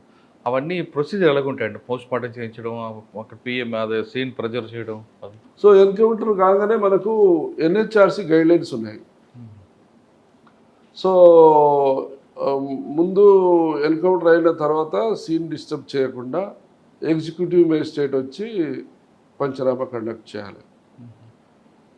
RDOలు చేస్తారు, కొన్ని MROలు చేస్తారు, ఎగ్జిక్యూటివ్ మేజిస్ట్రేట్. సో వాళ్ళు పోలీస్ చేసే పంచనామా లాగానే వాళ్ళు అన్ని పంచనామాలు వాళ్ళ ఫ్యామిలీ మెంబర్ని ఎగ్జామిన్ చేయడము, పంచనామా 26 క్యాలమ్స్ ప్రకారంగా రాయడం వాళ్ళు చేస్తారు. తర్వాత వీడియో కవరేజ్ అని ఉంటాయి అందులో. వీడియో కంపల్సరీగా అండర్ వీడియో కవరేజ్ చేయాలి. తర్వాత పోస్ట్ మార్టం చేసేటప్పుడు కూడా టీమ్ ఆఫ్ డాక్టర్స్ ఉండాలి. సింగిల్ డాక్టర్స్ కాకుండా టీమ్ ఆఫ్ డాక్టర్స్, అందులో 1 ఫోరెన్సిక్ ఎక్స్పర్ట్ డాక్టర్ ఉండాలి. అది కూడా వీడియో కవరేజ్ చేయాలి, రికార్డ్ చేయాలి. ఎఫ్ఎస్ఎల్ టీమ్ కూడా ఉంటుంది అందులో. ఎఫ్ఎస్ఎల్ రిపోర్ట్ కూడా ఉంటుంది. అంటే ఎక్కడ open post mortem report post mortem చేసేటప్పుడు పిఎంఈ రాస్తాం, మేము ఇంక్వెస్ట్ రాస్తాం కదా. ఇంక్వెస్ట్లో 26 కాలమ్స్లో బాడీస్ మీద ఏమైనా ఇంజురీస్, బుల్లెట్ ఇంజురీస్ ఉన్నాయా అనేది కాలం ఉంటుంది దాంట్లో. సో దాంట్లో ఎన్ని ఇంజురీస్, రౌండ్స్, లోపలి ఎంట్రీస్, ఎగ్జిట్స్, అట్లా అన్నీ కూడా స్పెసిఫిక్గా డయాగ్రామ్ వేసి ఎన్ని బుల్లెట్ ఇంజురీస్ ఉన్నాయి, ఎన్ని బయటికి వెళ్ళినట్టున్నాయి, ఒక్కోసారి లోపల పోయి బయటికి వెళ్ళకపోవచ్చు. ఇవన్నీ పర్ఫెక్ట్గా బాడీని మొత్తం క్లీన్గా తూడ్చి కనిపించే విధంగా మిస్ కాకుండా అన్నీ కూడా నోట్ చేస్తాం. సో పైనుంచి కింది వరకు. సో డాక్టర్ చేసేటప్పుడు డాక్టర్ చేసింది ఇది 2 కొరాబరేట్ కావాలి. డాక్టర్ అందులో ఉన్న బుల్లెట్స్ లాంటివి ఏమన్నా ఉంటే అవి ప్రిజర్వ్ చేస్తాడు. తర్వాత ఈ ఫైర్ ఆర్మ్ ఇంజురీస్, మీరు వెపన్ రికవరీ అయిందనుకోండి, ఆ వెపన్ ఫైర్ ఆర్మ్ ఇంజురీస్ ఏ వెపన్తో చేశారు, ఫైర్ చేసిన వెపన్ ఉంటే ఆ వెపన్ని, ఆ దొరికిన బుల్లెట్ని కూడా మేము ఎఫ్ఎస్ఎల్కి పంపిస్తాం. వాళ్ళు ఈ రౌండ్ ఈ వెపన్తోనే ఫైర్ అయిందా కాదా, అది నేరస్తు చచ్చిపోయిన ఎన్కౌంటర్లో చచ్చిపోయిన ఎక్స్ట్రీమిస్ట్ ఉంటే ఆ ఎక్స్ట్రీమిస్ట్కు సంబంధించిన ఈ చేతి నుంచి ఫింగర్ ప్రింట్స్ కానీ ఎక్స్పర్ట్ని తీసుకొచ్చి ఫింగర్ ప్రింట్స్ తీస్తాం. తర్వాత పౌడర్ వస్తుంది మనకు ఫైర్ చేసినప్పుడు, గన్ రెసిడ్ పౌడర్, గన్ రెసిడ్స్, అవి కూడా ఎఫ్ఎస్ఎల్ పంపిస్తాం. సో ఆయన ఫైర్ చేసినట్టుగా ఆయన ఫింగర్ ప్రింట్స్ ఉన్నట్టుగా ఇవన్నీ కూడా ఎవిడెన్స్కిలో వస్తాయి. సార్ ఇవన్నీ ఎక్స్చేంజ్ ఆఫ్ ఫైర్ రియల్గా జరిగితే ఇవన్నీ వస్తాయి. ఒక్కొక్కసారి బంప్ ఆఫ్ కూడా అవుతుంటాయి, అప్పుడు ఎలా అవుతుంది? బంప్ ఆఫ్ ఎందుకు చేస్తాం, చేయరు కదా. రైట్ ఆఫ్ అంటే మీరు కాదు, కొన్ని జరుగుతుంటాయి కదా, అట్లా ఏమి ఉండదు. మరి సాధారణంగా ఎక్స్చేంజ్ ఆఫ్ ఫైర్ అయిన తర్వాత కొంతమంది ఆఫీసర్లు మీరు మిమ్మల్ని కోడ్ చేయట్లేదు, సీన్ అంతా ప్రెజర్ అయిపోయి ప్యాచప్ లేరు ఉంటే అయిపోయిన తర్వాతే మీడియాకి అలౌ చేస్తుంటారు. ఎందుకు ప్యాచప్ చేస్తారు? ఎందుకు ప్యాచప్ కాదు, అది డిస్టర్బెన్స్ కాకుండా ముందు ప్రొటెక్ట్ చేయాలి. ముందు ఎగ్జిక్యూటివ్ మేజిస్ట్రేట్ వచ్చి సీను వీడియోగ్రాఫింగ్ చేసి వాళ్ళంతా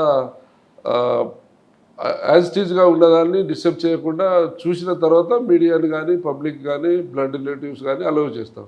ముందు వాళ్ళు వచ్చిన మొత్తం సీన్ డిస్టర్బ్ అయిపోతుంది, ఎవిడెన్స్ ఉండదు. కానీ కొన్ని ఎన్కౌంటర్లో ప్యాచప్ అయిన తర్వాత పంపిస్తుంటారు. ప్యాచప్ అంటే ఇక అనుకుంటారు, సో అట్లా కూడా అనుకుంటారు. బట్ రియల్ వర్షన్ అయితే రియల్ వెర్షన్లో అయితే అందులో ప్యాచప్ ఉండదు, డైరెక్ట్గా పంపిస్తుంటారు. కానీ బంప్ ఆఫ్ అప్పుడు ఎలా చేయాలండి? మరి లేదు, అట్లా బంప్ ఆఫ్ ఎందుకు చేస్తారు, చేయరు.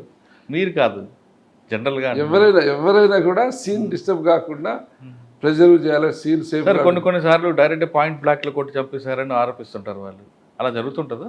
లేదు, అలా ఉండదు. అంటే ఏదన్నా ఎక్స్ట్రీమిస్ట్ ఎన్కౌంటర్స్ కాకుండా మనం బయట చూస్తుంటాం, ఏదో ల్యాండ్ ఇష్యూస్ అని, ఇప్పుడు నైమ్ ఇష్యూస్, అటువంటి ఇష్యూస్ వచ్చినప్పుడు వాళ్ళు పాయింట్ బ్లాక్తో చంపుతారు. వాళ్ళు దొరకకుండా ఎవిడెన్స్ అంతా కూడా వాళ్ళు కన్సీల్ చేస్తారు, లేకపోతే హసాబ్ చేస్తారు.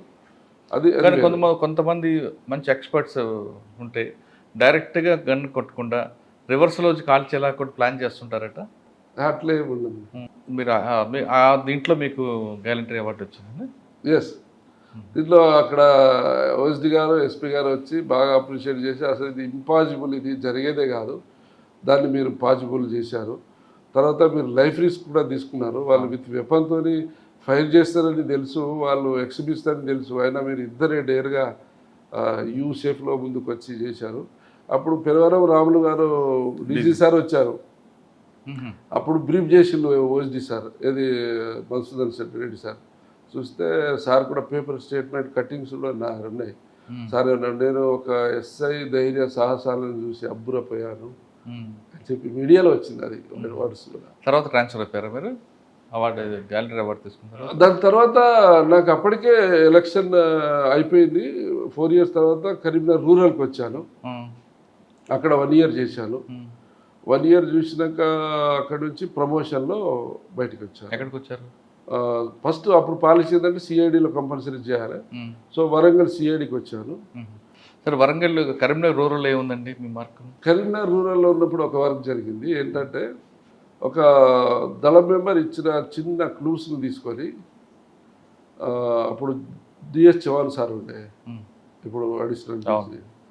సో సార్ నాకు లిబరల్గా ఏదైనా పని ఉంటే వెరిఫై చేయమని, నాకు జెన్యూనిటీ కోసం నాకే వెరిఫై చేయమని చెప్పేది. సో అప్పుడు ఏమైంది, ఒక క్లూ ఉంది. హైదరాబాద్లో సో చోట వాళ్ళ డెన్ ఉన్నది, సో చోట ఒక డిసిఎస్ వాళ్ళ పిల్లలు చదువుతున్నారు, సో అక్కడికి వస్తాడు అని ఇన్ఫర్మేషన్ ఇచ్చింది. ఎవరి పిల్లలండి? డిస్ట్రిక్ట్ కమిటీ, డిస్ట్రిక్ట్ సెక్రటరీ, అది జనశక్తి అది. అచ్చా. సో ఎట్లా చేస్తావు నరేష్ అంటే, సార్ నేను నా ప్రయత్నం చేస్తా అని. ఓకే. ఎవరండి జనశక్తి అప్పుడు? ఎవరు పిల్లలు? అప్పుడు కూర రాజన్న రాజన్న కాదు, అనే కూర తమ్ముడా దేవేంద్ర? దేవేంద్ర కూడా కాదు, బాణాల నుంచి మన వట్టిపల్ల నుంచి ఉండే బై క్యాస్ట్ ఎస్సీ పర్సన్ అయినా, సిరిసిల్ల దగ్గర నుండి. సిరిసిల్ల దగ్గర ఎస్సీ. ఆయన వాళ్ళ పిల్లలు చదువుతున్నారు హైదరాబాద్ దిల్సుఖ్ పబ్లిక్ స్కూల్లో, దిల్సుఖ్ నగర్ పబ్లిక్ స్కూల్లో చదువుతున్నారు అని వీడు చెప్పాడు. సో ఫస్ట్ ఏంటంటే వానితో మాట్లాడితే వాడు హాస్పిటల్, యశోద హాస్పిటల్, ఇప్పుడు ఈ బాబుఖాన్ ఎస్టేట్ సైడ్ లోపల ఒక హాస్పిటల్ ఉంటుంది. మెడ్విన్ కాదు, మెడినోవా, యశోద ఉంది అక్కడ, యశోద బ్రాంచ్ ఉందా ఎక్కడ? అది సోమాజిగూడ కదా? సోమాజిగూడ కాదు, సోమాజిగూడ కాదు. సో ఒక హాస్పిటల్, అది వెల్లోర్ హాస్పిటల్, నాకు గుర్తుకొస్తలేదు. అక్కడ నుంచి ఇలా పోవాలి, ఇలా తిరగాలి, ఇక్కడ పోతే ఒక చెట్టు ఉంటుంది, ఆ చెట్టు పక్కన డబుల్ స్టోర్ బిల్డింగ్ ఉంటుంది, పైన ఒక రూమ్ ఉంటుంది, అలా ఉంటుందని చెప్పి అట్లా రాసినాడు పేపర్ మీద, అదే రాసుకున్నాను. ఆడ పోయి రూమ్ కిరాయి కావాలని చెప్పి ఒక కవర్ స్టోరీ, పోలీస్ అంటే ఎవరు చెప్తారు చెప్పరు కదా, రూమ్ కిరాయి కావాలని చెప్పి ఆ దారి అలా దారి ఇలా దారి పోయి వాళ్ళని అడిగిన, మరి మీ ఎవరు చెప్పినంటే పైన ఉంటారట మా బంధువులు, వాళ్ళు ఉన్నారు చుట్టుపక్కన అంటే, పైన గది కావచ్చు అంటే చూస్తే లాక్ ఉంది అది. ఇక అదే అని కన్ఫర్మ్ అయిపోయింది. ఓపెన్ చేసినాం. అబ్జెక్షన్ చేయలేదా? కింద అబ్జెక్షన్ చేయలేదా? లాక్ ఉంది, వీళ్ళు అబ్జెక్షన్ చేయలే, వాళ్ళు కింద వాళ్ళు అబ్జెక్షన్, వాళ్ళకి ఇచ్చినామంటే వాళ్ళు ఇంకా భయపడి తప్పించుకొని వెళ్ళిపోయారు అందరూ. అంటే పోలీసులని తర్వాత గ్రహించారు. ఓపెన్ చేస్తే ఒక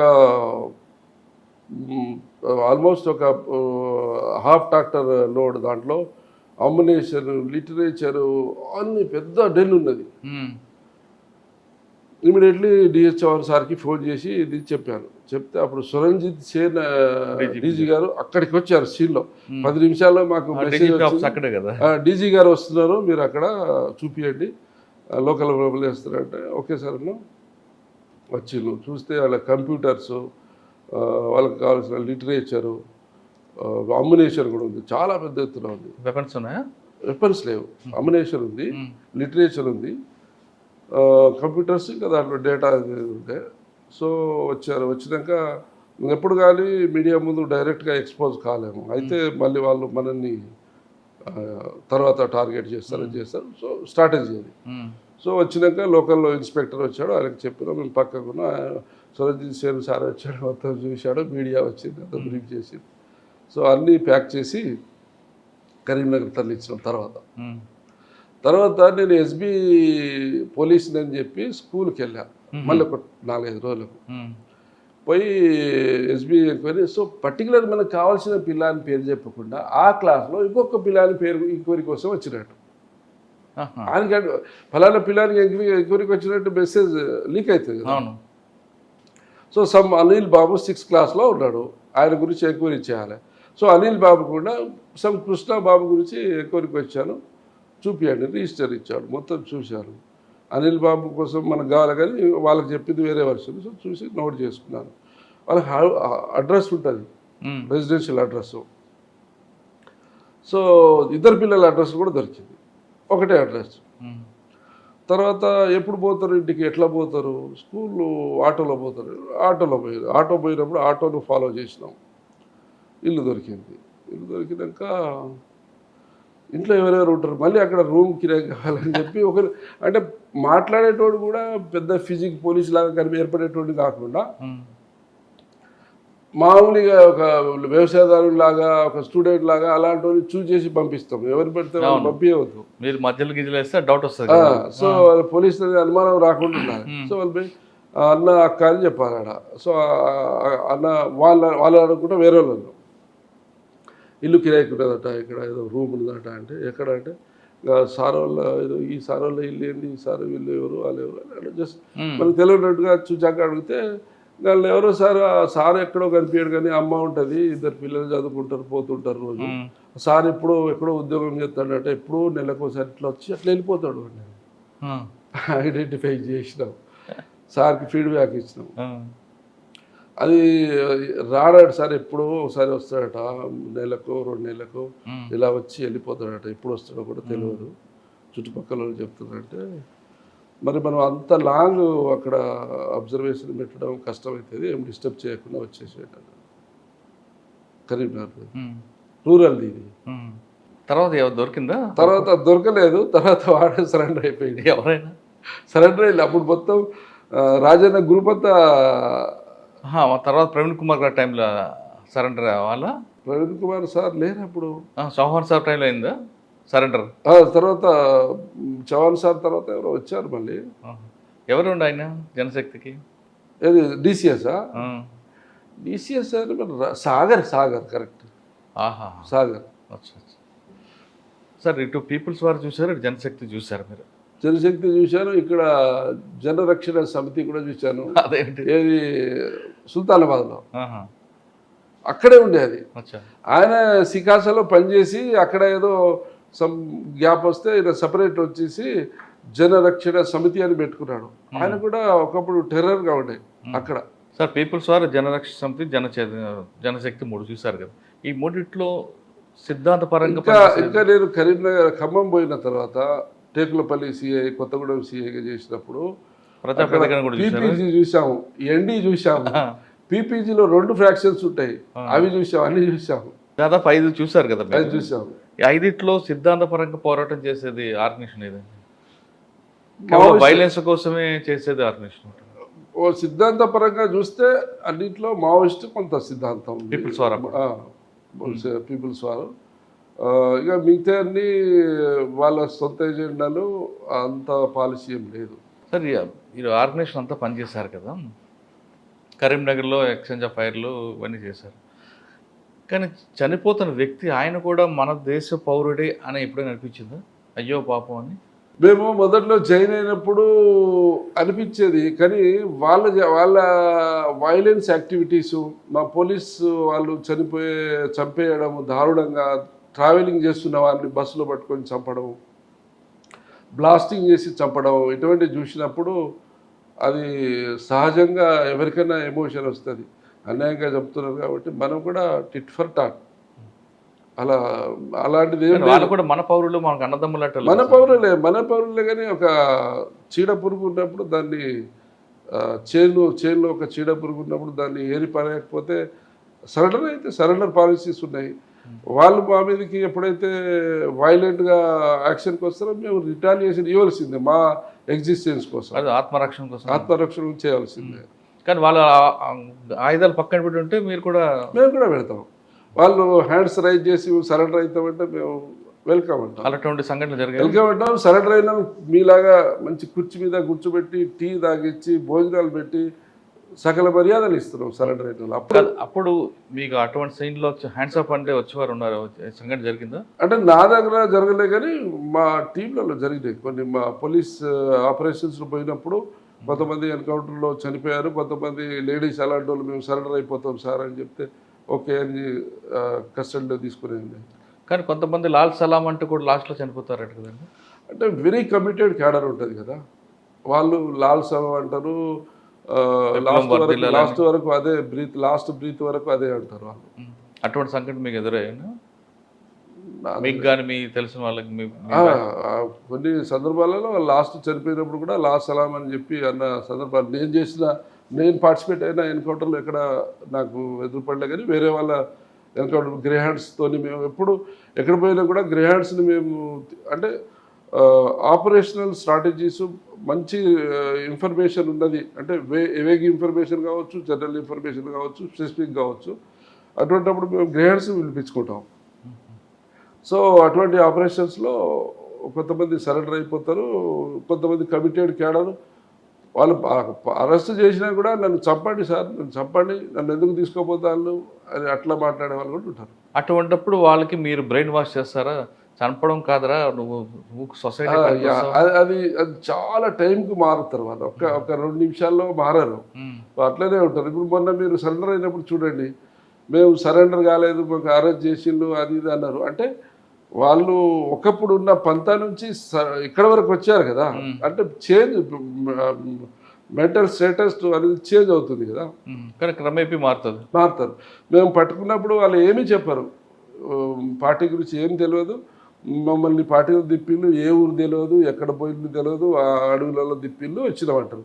వాళ్ళ పేరు అంటే ఎవరి పేరు తెలియదు, మళ్ళీ పుల్లె ఏదో వేగ్గా చెప్తారు వాళ్ళు. సో కొంతకాలానికి మనతో ఉన్న మనం వాళ్ళని ట్రీట్ చేసే విధానం నచ్చి అరే సార్కి ఏదో చెప్తేనే బాగుంటుంది అని ఒక థాట్ వస్తుంది. సో స్లోగా చెప్పడం స్టార్ట్ చేస్తారు. అంటే వాళ్ళని ఇంటరాగేషన్ అనేది మీకు మిగతా క్రిమినల్స్లో చేయరు, అట్లా చేయరు.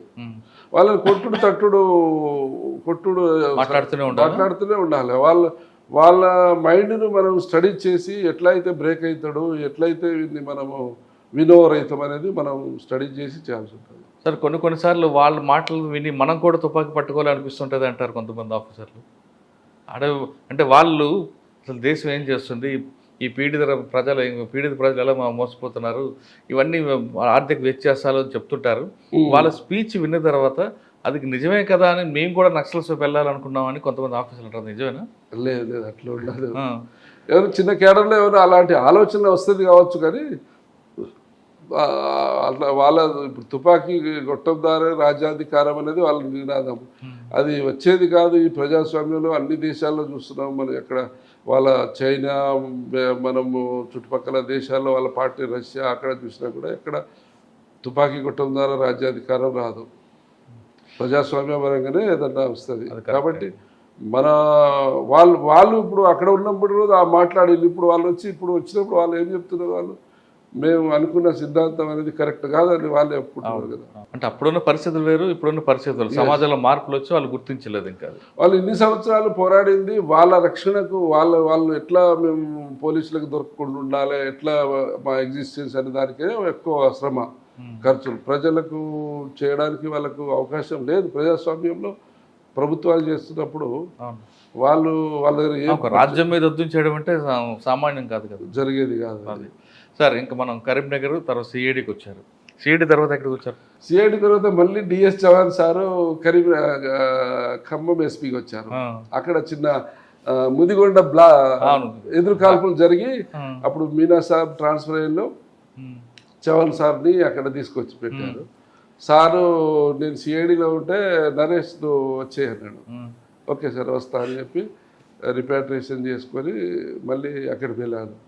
సార్ ముదిగొండ కాల్పులకి మీరు లేకపోయినా తర్వాత మీకు ఫ్యాక్ట్ తెలిసి ఉంటుంది కదా, అసలు ఏం జరిగిందండి అక్కడ? బస్సు మీద ఫైరింగ్ చేయడం అదేనా? కొంచెం అగ్రెసివ్ మాబ్, అది అగ్రెసివ్ మాబ్ కంట్రోల్ కాక పోలీసుల మీద స్టోన్స్ పెయింటింగ్ అది చేస్తే ఫైరింగ్ అయింది. సో ఎప్పుడు మీరు తెలుసు ఖమ్మం కిల్లా అనేది ఈ లెఫ్ట్ పార్టీ చాలా బలంగా ఉంటాయి, కమ్యూనిస్టుల కిల్లా కదా, కమ్యూనిస్టుల కిల్లా. సో దానివల్ల జరిగింది. ఇక దాని తర్వాత మీకు తెలిసిన చాలా అది జ్యుడిషియల్ ఎంక్వైరీ కూడా జరిగింది దాంట్లో. అక్కడ ఏం చేశారు మీరు? సార్ రమ్మంటే వెళ్ళి నేను టేకులపల్లి సీఏగా వెళ్ళాను. టేకులపల్లి అప్పుడు పూర్ణచంద్రరావు సార్ ఏమో ఐజీ గారు ఉండే, చవాన్ సార్ అక్కడ ఉండే. ముందు ఖమ్మం టౌన్ ఇస్తామన్నారు. దాని తర్వాత లేలే బాగా ఎక్స్పీరియన్స్ వర్క్ చేస్తారు, నువ్వు టౌన్లో ఏమిస్తావు ఆయనకు, టేకులపల్లి ఇస్తే మంచి వర్క్ అవుతుంది కదా అంటే ఓకే సార్ టేకులపల్లి చేశాను. టేకులపల్లిలో గుండాల, ఆళ్ళపల్లి, మళ్ళీ ఆపరేషనల్ అన్నీ అప్పుడు ఓఎస్డి సాబ్ షాహనవాజ్ కాసిం సార్ ఉండే, క్రాంతి రానాట సార్ ఉండే, సో అక్కడ ఆపరేషనల్స్ అన్నీ నేనే చూసేది. అంటే వాళ్ళ డైరెక్షన్ ఇచ్చి అవసరం ఉంటే పార్టీలు డిస్పాచ్ చేయి, బ్రీఫింగ్ చేయంటే చేసేది. సార్ టేకులపల్లికి దాటిన తర్వాత ఒకవైపు ఛత్తీస్గఢ్, ఒకవైపు ఏఓబి, ఆ రెండిట్లో కూడా బాగా ఎఫెక్ట్ ఉండేది అప్పుడు. కుంట అటువైపు నుంచి రావడం. అంటే టేకులపల్లి వెళ్ళందు కొత్తగూడెం మధ్యలో ఉంటుంది. కానీ ఇప్పుడు గోదావరి అవతల ఇప్పుడు కుంట మీరు చెప్పిన ఆ ఏరియాలో కూడా నేను చాలా వెళ్ళాను. ఏంటంటే మనకు ఇండియా పాకిస్తాన్ లాగా అవుతుంది అక్కడ.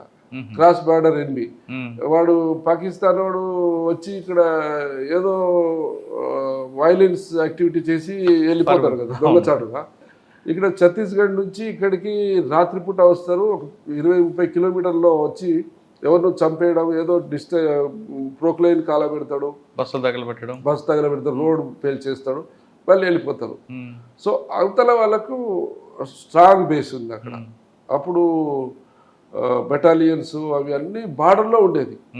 బార్డర్లో మన తెలంగాణ బార్డర్ అవతల ఒక 20-30 కిలోమీటర్ల వరకు తెలంగాణ పోలీసులకు భయపడి దానికి అవతల ఉంటారు వాళ్ళు. రాత్రిపూట వస్తారు, రాత్రిపూట నడుస్తారు కదా, క్రాస్ కంట్రీ వచ్చేస్తారు. 20-30 కిలోమీటర్లు వచ్చి తెల్లారకల్లా ఏదో ఇన్సిడెంట్ చేసి మళ్ళీ వెళ్ళిపోతారు. మరి వాళ్ళని పట్టుకోవాలా అంటే ఇప్పుడు మావోయిస్ట్ స్ట్రాటజీ మీకు తెలుసు కదా. వాళ్ళు మనకు ఎప్పుడైతే పీపుల్స్ వార్ నుంచి మావోయిస్ట్గా అవతరించిందో వాళ్ళు ఒక రెడ్ కారిడార్ ఎప్పుడైతే ఏర్పాటు చేసుకున్నారో మన క్యాడర్ అందరూ ఛత్తీస్గఢ్, ఒరిస్సా వివిధ రాష్ట్రాలకు వెళ్ళిపోయారు. ఇక్కడ గ్రేహాండ్స్ బలమైన పోలీస్ నెట్వర్క్ ఉండేసరికి ఇక్కడ వాళ్ళకు కంఫర్ట్ లేదు. ఇక్కడ ఉండాలంటే దినగండము, రోజు గండం, ఎక్కడ పోలీసులు వస్తారో, ఎక్కడి నుంచి ఆపరేషన్ స్టార్ట్ అవుతారో భయానికి వాళ్ళు అక్కడికి వెళ్ళి అక్కడ కంఫర్ట్గా ఉంది వాళ్ళకు. నెలల తరబడి క్యాంపులు వేసుకొని కబడ్డీ ఆడుకుంటూ, వాలీబాల్ ఆడుకుంటూ గడిపిన రోజులు ఉన్నాయి అక్కడ. సో మన పోలీసు కూడా అక్కడ మొదట్లో పోవడానికి జంకేది. అవతల బటాలియన్స్ ఉండేది, 1000 మంది వచ్చేది ఒకసారి. తర్వాత అక్కడ పోలీస్ ఏం చేసింది, మన గ్రేహాండ్స్, మన ఎస్ఐబితో టైప్ అయిపోయి మొత్తం మనది కూడా నేషనల్ నెట్వర్క్ అయిపోయింది. సో వాళ్ళు కూడా మనకంటే మనలాగా వాళ్ళు కూడా పర్ఫెక్ట్ అయిపోయింది. ఫీల్డ్ ఆపరేషన్స్లో కావచ్చు, టెక్నాలజీ యూసేజ్లో కావచ్చు, వాళ్ళకి ప్రమోషన్స్, రివార్డ్స్, ఎంకరేజ్మెంట్ అయ్యేసరికి సో అక్కడ కూడా పర్ఫెక్ట్ అయిపోయారు. ఇప్పుడు అక్కడ బటాలియన్స్ అవన్నీ కూడా బయటకు వచ్చినాయంటే అక్కడ పోలీసులు స్ట్రాంగ్ అవడానికి ఒక ప్రధాన కారణం. మన దగ్గర నుంచి అక్కడికి వెళ్ళిపోయారు. అక్కడ వాళ్ళు ఎప్పుడైతే వీక్ ఉన్నారో అక్కడ బాగానే సస్టైన్ అయిండు. ఇప్పుడు వాళ్ళు స్ట్రాంగ్ అయ్యారు, వాళ్ళు స్ట్రాంగ్ అయిపోయి ఎక్కడ బేస్ లేదు కదా. సో ఇప్పుడు చేంజ్ వచ్చేసింది. అప్పుడు ఆ ప్రాబ్లం ఎలా ఫేస్ చేసేవారు మీరు? ఎందుకంటే అక్కడ ఏం కార్యక్రమం లేదు కాబట్టి ఆ పోలీసు కామ్గా ఉండేవారు. వాళ్ళ ఎఫెన్స్ అంతా మన దగ్గరే, షెల్టర్ అది. అంటే మనము బార్డర్, క్రాస్ బార్డర్ ఎనిమి కోసం పాకిస్తాన్ బార్డర్లో ఎట్లయితే రాత్రి పగలు ఆర్మీ, ఎయిర్ ఫోర్స్ ఇవన్నీ ఎట్లయితే కాపలా కాస్తాం, మనది అదే పరిస్థితి ఉండేది. అవుట్ పోస్టులు పెడితే అవుట్ పోస్ట్ మీద లాంచర్, గ్రెనేడ్ లాంచర్లతో కొట్టడము, రాత్రిపూట అటాక్ చేయడం అటువంటివి జరిగినాయి. సో ఒక 4-5 ఇయర్స్ మనం బాగానే ఫేస్ చేసినాం. లాస్ట్ కూడా అయినా మనం అవతల పోయినప్పుడు గ్రేహాండ్స్ ఒకసారి బోట్లో మన వాళ్ళు క్రాస్ చేస్తుంటే బోటును కొట్టేయడం, పల్లివేళ ఒకసారి హెలికాప్టర్లో లిఫ్టింగ్ అవుతుంటే ఆర్ఐ చనిపోయాడు ఒక. సో లిఫ్ట్ అయ్యంగానే వాళ్ళు లాస్ట్ లిఫ్టింగ్ 2-3 ఎక్కే టైంలో వాళ్ళు బరస్ట్ ఫైర్ కొట్టిండ్రు. పైలట్ ఏం చేస్తాడు, ఇమీడియట్లీ టేకప్ చేసుకున్నాడు. 3 మిగిలిపోయారు అక్కడ. వీళ్ళు పరిగెత్తి వాళ్ళు చావడానికి. ఇప్పుడు ఈ మొత్తం ఎపిసోడ్లో తీసుకుంటే వాళ్ళు మన అన్నదమ్ములాంటి వాళ్ళు అనుకున్నా మన మీదకి ఎప్పుడైతే పోలీస్ మీద ఫైర్ చేస్తున్నారో ఆత్మరక్షణ కాల్పులు జరుపుతున్నాం అని మీరు అన్నారు. అంటే ఒక సాఫ్ట్ కార్నర్ కనిపిస్తుంది మీకు. అలాగే ఒక బాధకరమైన సంఘటన చెప్పండి. అంటే మన వాళ్ళు ఇంత పోలీస్ డిపార్ట్మెంట్ ఇలా చనిపోయారని, అయ్యో పాపం అని మీకు ఎదురైన మీ అనుభవం? ఇప్పుడు నేను రాయకల్లో ఉన్నప్పుడు ఉమేష్ చంద్ర సార్ ఉండే కదా. ఉమేష్ చంద్ర సారు చనిపోవడం బాధ కలిగించింది బాగా. ఆయన వెరీ వెల్ఫేర్ ఆఫీసర్. పోలీస్ అనే పదం పక్కన పెట్టి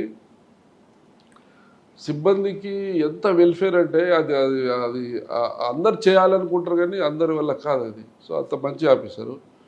సో ఆయన కూడా ఫేక్ ఎన్కౌంటర్లు చేయమని కానీ వాడిని పట్టుపోయి చేయని ఎవరిని ఎంటర్టైన్ చేసేది కాదు. మంచి ఆఫీసర్. ఆయన ఎందుకు టార్గెట్ చేస్తారండి మావోయిస్టులు? అంటే అప్పుడు పోలీస్ స్టేట్ అంతా కూడా అప్పుడు ఎక్స్ట్రీమిజం పీక్ లెవెల్లో ఉండే, పోలీస్ కూడా దాన్ని కట్టడి చేయడానికి ఆపరేషనల్ స్ట్రాటజీస్ చాలా గ్రే హ్యాండ్స్ అది ఇది పెట్టి బాగానే చేస్తుంది. సో వాళ్ళ క్యాడర్ లాస్ అయిపోయింది. అప్పుడు ఏంటంటే మన పెద్దపల్లి ఏరియాలో కోర్ట్ ఆపరేషను, ఆయన రామగిరి కిల్లా నుంచి తుపాకులు ఎత్తుకుని వచ్చిండు, అది ఇది ఇటువంటి దానికి వీళ్ళే చేశారండి. ఎవరు ఎస్పీ గారు డైరెక్ట్గా ఎక్కడ ఇన్వాల్వ్ అవుతారు? పోలీస్ ఇది ఇన్ఫిల్ట్రేషన్ చేయడము, వాళ్ళను కోర్టుగా పంపడం ఎస్పీ గారి లెవెల్లో కాదు కదా. అది ఎవరు చేస్తారు? అది ఎవరికి కాంటాక్ట్, కానిస్టేబుల్ క్లోజ్ ఉంటే కానిస్టేబుల్ డెవలప్ చేస్తారు, ఎస్ఐ క్లోజ్ ఉంటే ఎస్ఐ డెవలప్ చేస్తారు. ఆ ఇన్ఫర్మేట్ ఎవరు అట్లా తయారవుతారు, ఎక్కడ ఆ చదువు ఉంటుందని మనకు తెలిసి రాదు. అది సరే, ఆ పెద్దపల్లి కోవర్ట్ ఆఫీస్ చెప్పండి. నాకు అర్థం తెలియదు. వీళ్ళు పార్టీలో ఈయనకు అప్పుడు ఆయన ఎవరు కోవర్ట్ ఆఫీస్ చనిపోయాడు కదా, కత్తుల సమ్మయ్య. కత్తుల సమయానికి వాళ్ళకు ఇంటర్నల్ కాన్ఫ్లిక్ట్ ఏంటంటే ఈయన ఏదో డీగ్రేడ్ చేస్తున్నారని అది చేస్తున్నారని చెప్పి డీసీఎస్కు వీళ్ళకు పడక ఈయన చేసిండు, ఇటు కాంట్రాక్ట్ పెట్టేసుకొని వాళ్ళను కొట్టేసి తుపాకులన్నీ తీసుకొని వచ్చేసిండు. సార్, అప్పుడు కత్తుల సమ్మయ్య ఎక్కువ యాక్టివ్ ఉన్నాడా, జడల నాగరాజు ఎక్కువ యాక్టివ్ ఉన్నాడు? కత్తుల సమ్మయ్య యాక్టివ్ అనమాట. అంటే ఉమేష్ చంద్ర గారి ఇష్యూ మీకు బాగా కలిసి వేసింది. ఆ రోజు ట్రాన్స్ఫర్ అయిన రోజు కూడా నేను వెళ్ళి కలిశాను. ఆయన వెళ్ళిపోయినప్పుడు అందరూ గండం చేసినట్లు కదా. అది మితిమీరిన అభిమానము ఆయనకు నష్టం కలిగించింది. నేను రిలీవ్ అవుతున్నా, మీరు ఎందుకు మీరు ఇష్యూ చేయకండి మీరు అని చెప్పి సార్ ప్రత్యక్షంగా చెప్పిండు. ఇక కింది స్టాప్ ఏంటంటే మితిమీరిన అభిమానం, ఇట్లా చేస్తే ఆగుతుందేమో, క్యాన్సిల్ అవుతుందేమో, అది ఇది అని చెప్పి వీళ్ళంతా పనికి వాళ్ళ పనులు చేసిందండి.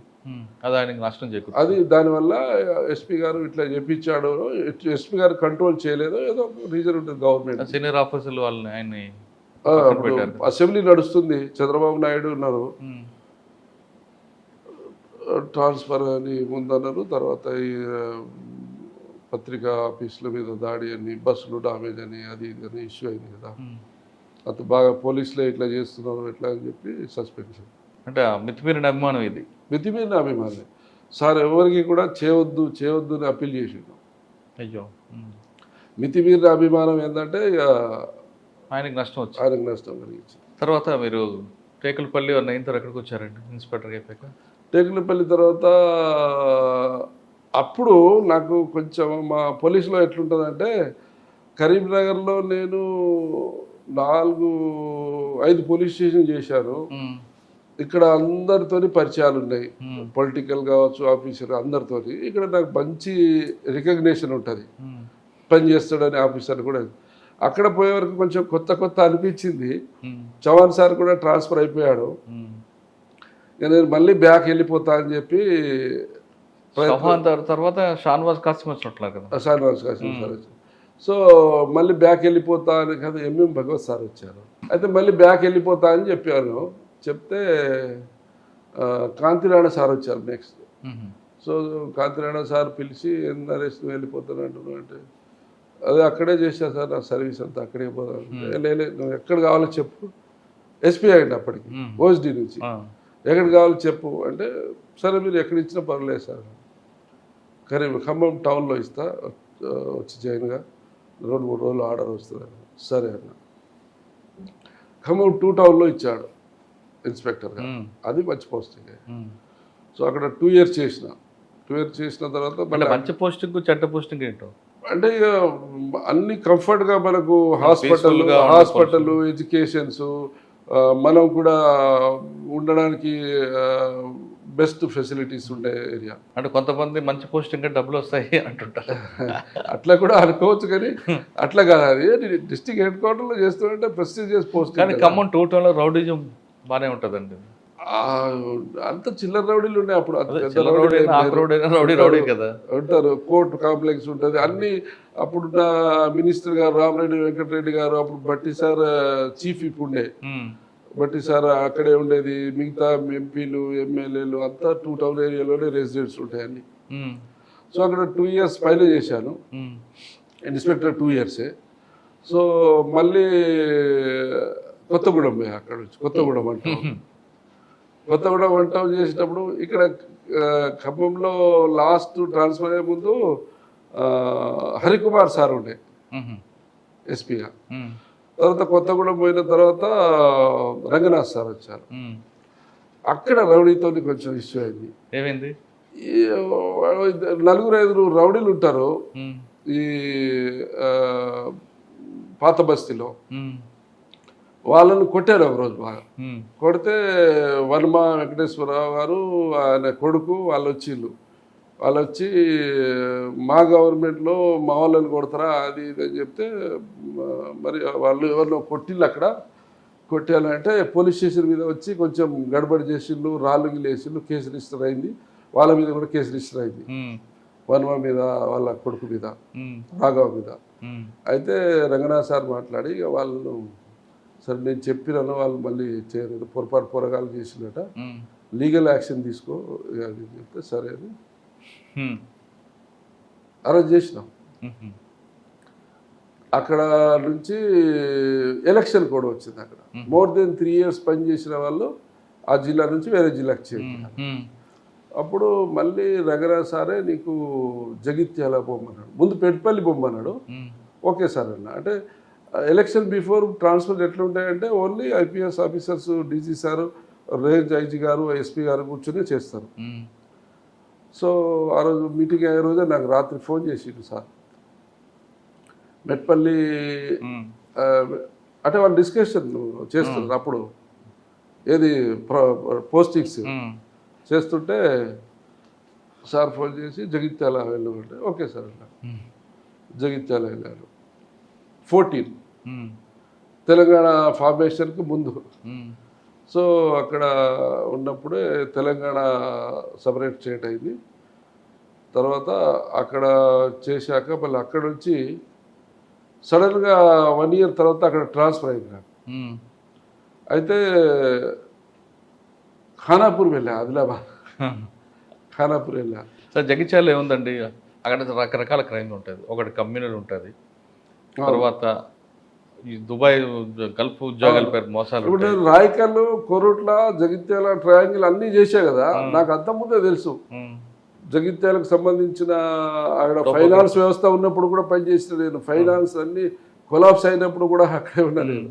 మళ్ళీ నేను పోయిన తర్వాత దుబాయ్ ఏజెంట్ల మోసాలు, దుబాయ్ పోయే వాళ్ళు, ఈ అన్ని ఇష్యూస్ నాకు అంతకుముందు రాయకల్లో 3 ఇయర్స్ చేసిన, కోరుట్లలో 3 ఇయర్స్ చేసిన కదా. ఐడియా ఉందా? నాకు అంతకుముందు వాటి మీద ఫోకస్ పెట్టారా? పెట్టాము. పోతాని చంద్రశేఖరరావు కోరుట్ల ఫైనాన్స్ అరెస్ట్ కూడా నేనే చేశాను అక్కడ. ఇది గల్ఫ్ ఉద్యోగాల మీద, గల్ఫ్ మీద చాలా మంది అరెస్ట్ చేసినాం. అక్కడ రకరకాల కమ్యూనల్ కోరుట్లలో, జగిత్యాలలో కమ్యూనల్. తర్వాత జగిత్యాల నుండి కోరుట్ల వీళ్ళ దారిలో బ్రోతల్ హౌస్లో ఒక వీధే ఉంటుంది కనిపిస్తుంటుంది. దాని మీద మేము బాగా కష్టపడి కంట్రోల్ చేసినాం. మళ్ళీ ఇప్పుడు ఎట్లుందో తెలియదు కానీ మేము వాళ్ళు ఏంటంటే ఈ అమ్మాయిలను రొటేషన్ ఉంటుంది, వాళ్ళు విజయవాడ నుంచి వస్తారు, 15 రోజులు అక్కడ ఉంటారు, 15 రోజులు ధర్మపురి, 15 రోజులు జగిత్యాలని, ఇట్లా వాళ్ళు రొటేషన్ అవుతుంటారు. ఆర్గనైజ్డ్ క్రైమ్, అది ఆర్గనైజ్డ్ క్రైమ్. సో వాళ్ళని పట్టుకుంటే వాళ్ళు ఇన్నోసెంట్, ఎక్కడి నుంచో వస్తారు. మేము మొన్ననే వచ్చినాం సార్, వీళ్ళ కూడా అడిగితే ఏంటంటే మా తమ్ముని కూతురు, మా మేనత్త బిడ్డ, ఏదో ఒక రిలేషన్ చెప్తారు. వాళ్ళు ఉండడం కూడా ఇంట్లోనే ఉంటారు, ఒకటే ఇంట్లో తింటారు, ఒకటే చోట గడుపుతారు వాళ్ళు. అయితే దీన్ని ఎట్లా కంట్రోల్ చేయాలి అని మేము అప్పుడు ఎస్పీ గారు హరీష్ కుమార్ సారా, శివకుమార్ సార్ ఉన్నారు, ఇప్పుడు కూడా సార్ ఉన్నాడు సార్. సో ఏం చేసినాం, ఆర్గనైజర్ని పట్టాము. ఆర్గనైజ్ పెట్టి ఒక కేసు 2-3-4 కేసులు పెట్టి ప్రాపర్టీ అటాచ్మెంట్ తీసుకున్నాం. దాంట్లో యాక్ట్లో ఉంది అది. సో ఈ బిల్డింగ్ అటాచ్మెంట్ గవర్నమెంట్ కాన్ఫిస్కేట్, దాన్ని యాక్షన్ పెట్టిస్తాం అది అని చెప్తే వాళ్ళని పట్టుకొచ్చినాం. మొత్తం ఆర్గనైజర్ని పట్టుకొచ్చి ఒక 4-5 ఉన్నారు. వాళ్ళకు 5-6 రూములు ఉంటాయి, ఏది మనకు రెంట్ ఇచ్చే వాళ్ళు ఉంటారు కదా జాతరలో అట్లా 4-5 ముసలోళ్ళు లేడీస్ ఉంటారు, వాళ్ళు కూడా పట్టుకొచ్చి చేసి ఇక మేము ఎవ్వరి రానియం, ఇక మా ఇంట్లో సెన్సేజ్ చేసిన ఇంట్లో ఎవరెవరు ఉంటారు, భార్య ఎవరు భర్త ఎవరు, కొత్తలు ఎవరు వచ్చినా కూడా మాకు తెలియకుండా వస్తే అరెస్ట్ చేస్తాం అని అట్లా కట్టడి చేసినాం. కట్టడి చేస్తే కంట్రోల్ చేసాం. విలేజర్స్ కూడా అందరు వచ్చి సార్ ఏం సార్ మేము పక్కన మా ఫ్యామిలీ ఎట్లుండాలి, మేము ఎవడో వస్తాడు ఇటు చూస్తాడు అటు చూస్తాడు, మా పిల్లలు బయటకి ఎట్లా వెళ్ళాలి సార్, అది అని వాళ్ళు చాలా ఇబ్బంది. అంటే ఒకప్పుడు ఈ హౌజెస్ ఉన్నప్పుడు సిటీ అక్కడ వరకు లేదు, ఈ సిటీ బయట ఉండేది ఒకప్పుడు. సిటీ డెవలప్ అవ్వకుంటూ అక్కడ వరకు అయిపోయింది, అది సిటీలో అయిపోయింది ఇల్లు. సో వాళ్ళు కూడా వచ్చి కంప్లైంట్ చేయడము. తర్వాత ఇప్పుడు జగిత్యాలలో పొలిటికల్ అంటే అప్పుడు అంతగా లేదు. జీవన్ రెడ్డి సార్ ఉండే, ఎల్ రమణ సార్ ఉండే, తర్వాత అప్పుడే సంజయ్ కుమార్ సార్ డాక్టర్, ఒరిజినల్గా డాక్టరు, అప్పుడే పొలిటికల్ ఫీల్డ్లో వచ్చాడు. సో అప్పుడు సంజయ్ కుమార్ సార్ గెలిచారు, జీవన్ రెడ్డి సార్తో మంచిగా కలిసి ఉండేది. అప్పుడు లేదు, వైరం లేదు. తర్వాత డెవలప్ అయింది అది. సార్ కరీంనగర్లో మీరు చేస్తున్నప్పుడే ఒక ఇద్దరు సెంట్రల్ కమిటీ మెంబర్లు ఉండేవారు, వీళ్ళిద్దరు యూజీఏ, వాళ్ళ మీద ఫోకస్ చేశారా? చేశాము.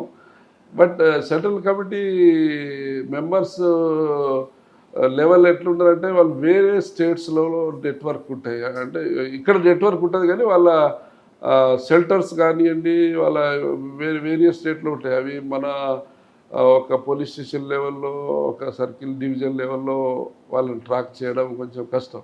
దానికి మీరు సోర్స్ అండ్ డెవలప్ చేయలేదు అక్కడ? తిరుపతి గణపతి గారు వీళ్ళందరూ అక్కడే ఉంచారు. గణపతి గారు రాయకల్లో పనిచేసిన కదా, రాయకల్లో ఆయన టీచర్. అప్పుడు లాస్ట్ డే ఉప్పు మడిగే దొర అని అంటారు, వెంకటేశ్వరరావు రాజేశ్వరరావు గారు ఉండే ఆయన.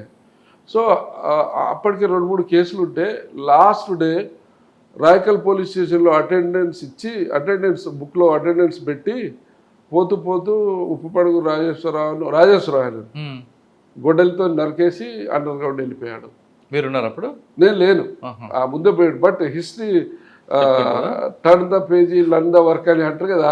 సో ఆయన ప్రొఫైల్ ఏంది, ఆయన ఎక్కడ చదువుకున్న, వాళ్ళ భార్య అక్కడ ఏఎన్ఎంగా చేస్తుంది, వాళ్ళ బ్రదర్ అక్కడ టీచర్గా చేశాడు రాయకల్లో, ఉప్పల్ లక్ష్మణరావు బ్రదర్. కానీ వీళ్ళ మీద మీరు ఫోకస్ పెట్టారు అప్పుడు? అంటే ఫ్యామిలీ హిస్టరీ స్టడీ చేసినాము కానీ వీళ్ళ దగ్గరికి రారు, వీళ్ళతో కాంటాక్ట్ లేదు అని చెప్పి అర్థమైంది.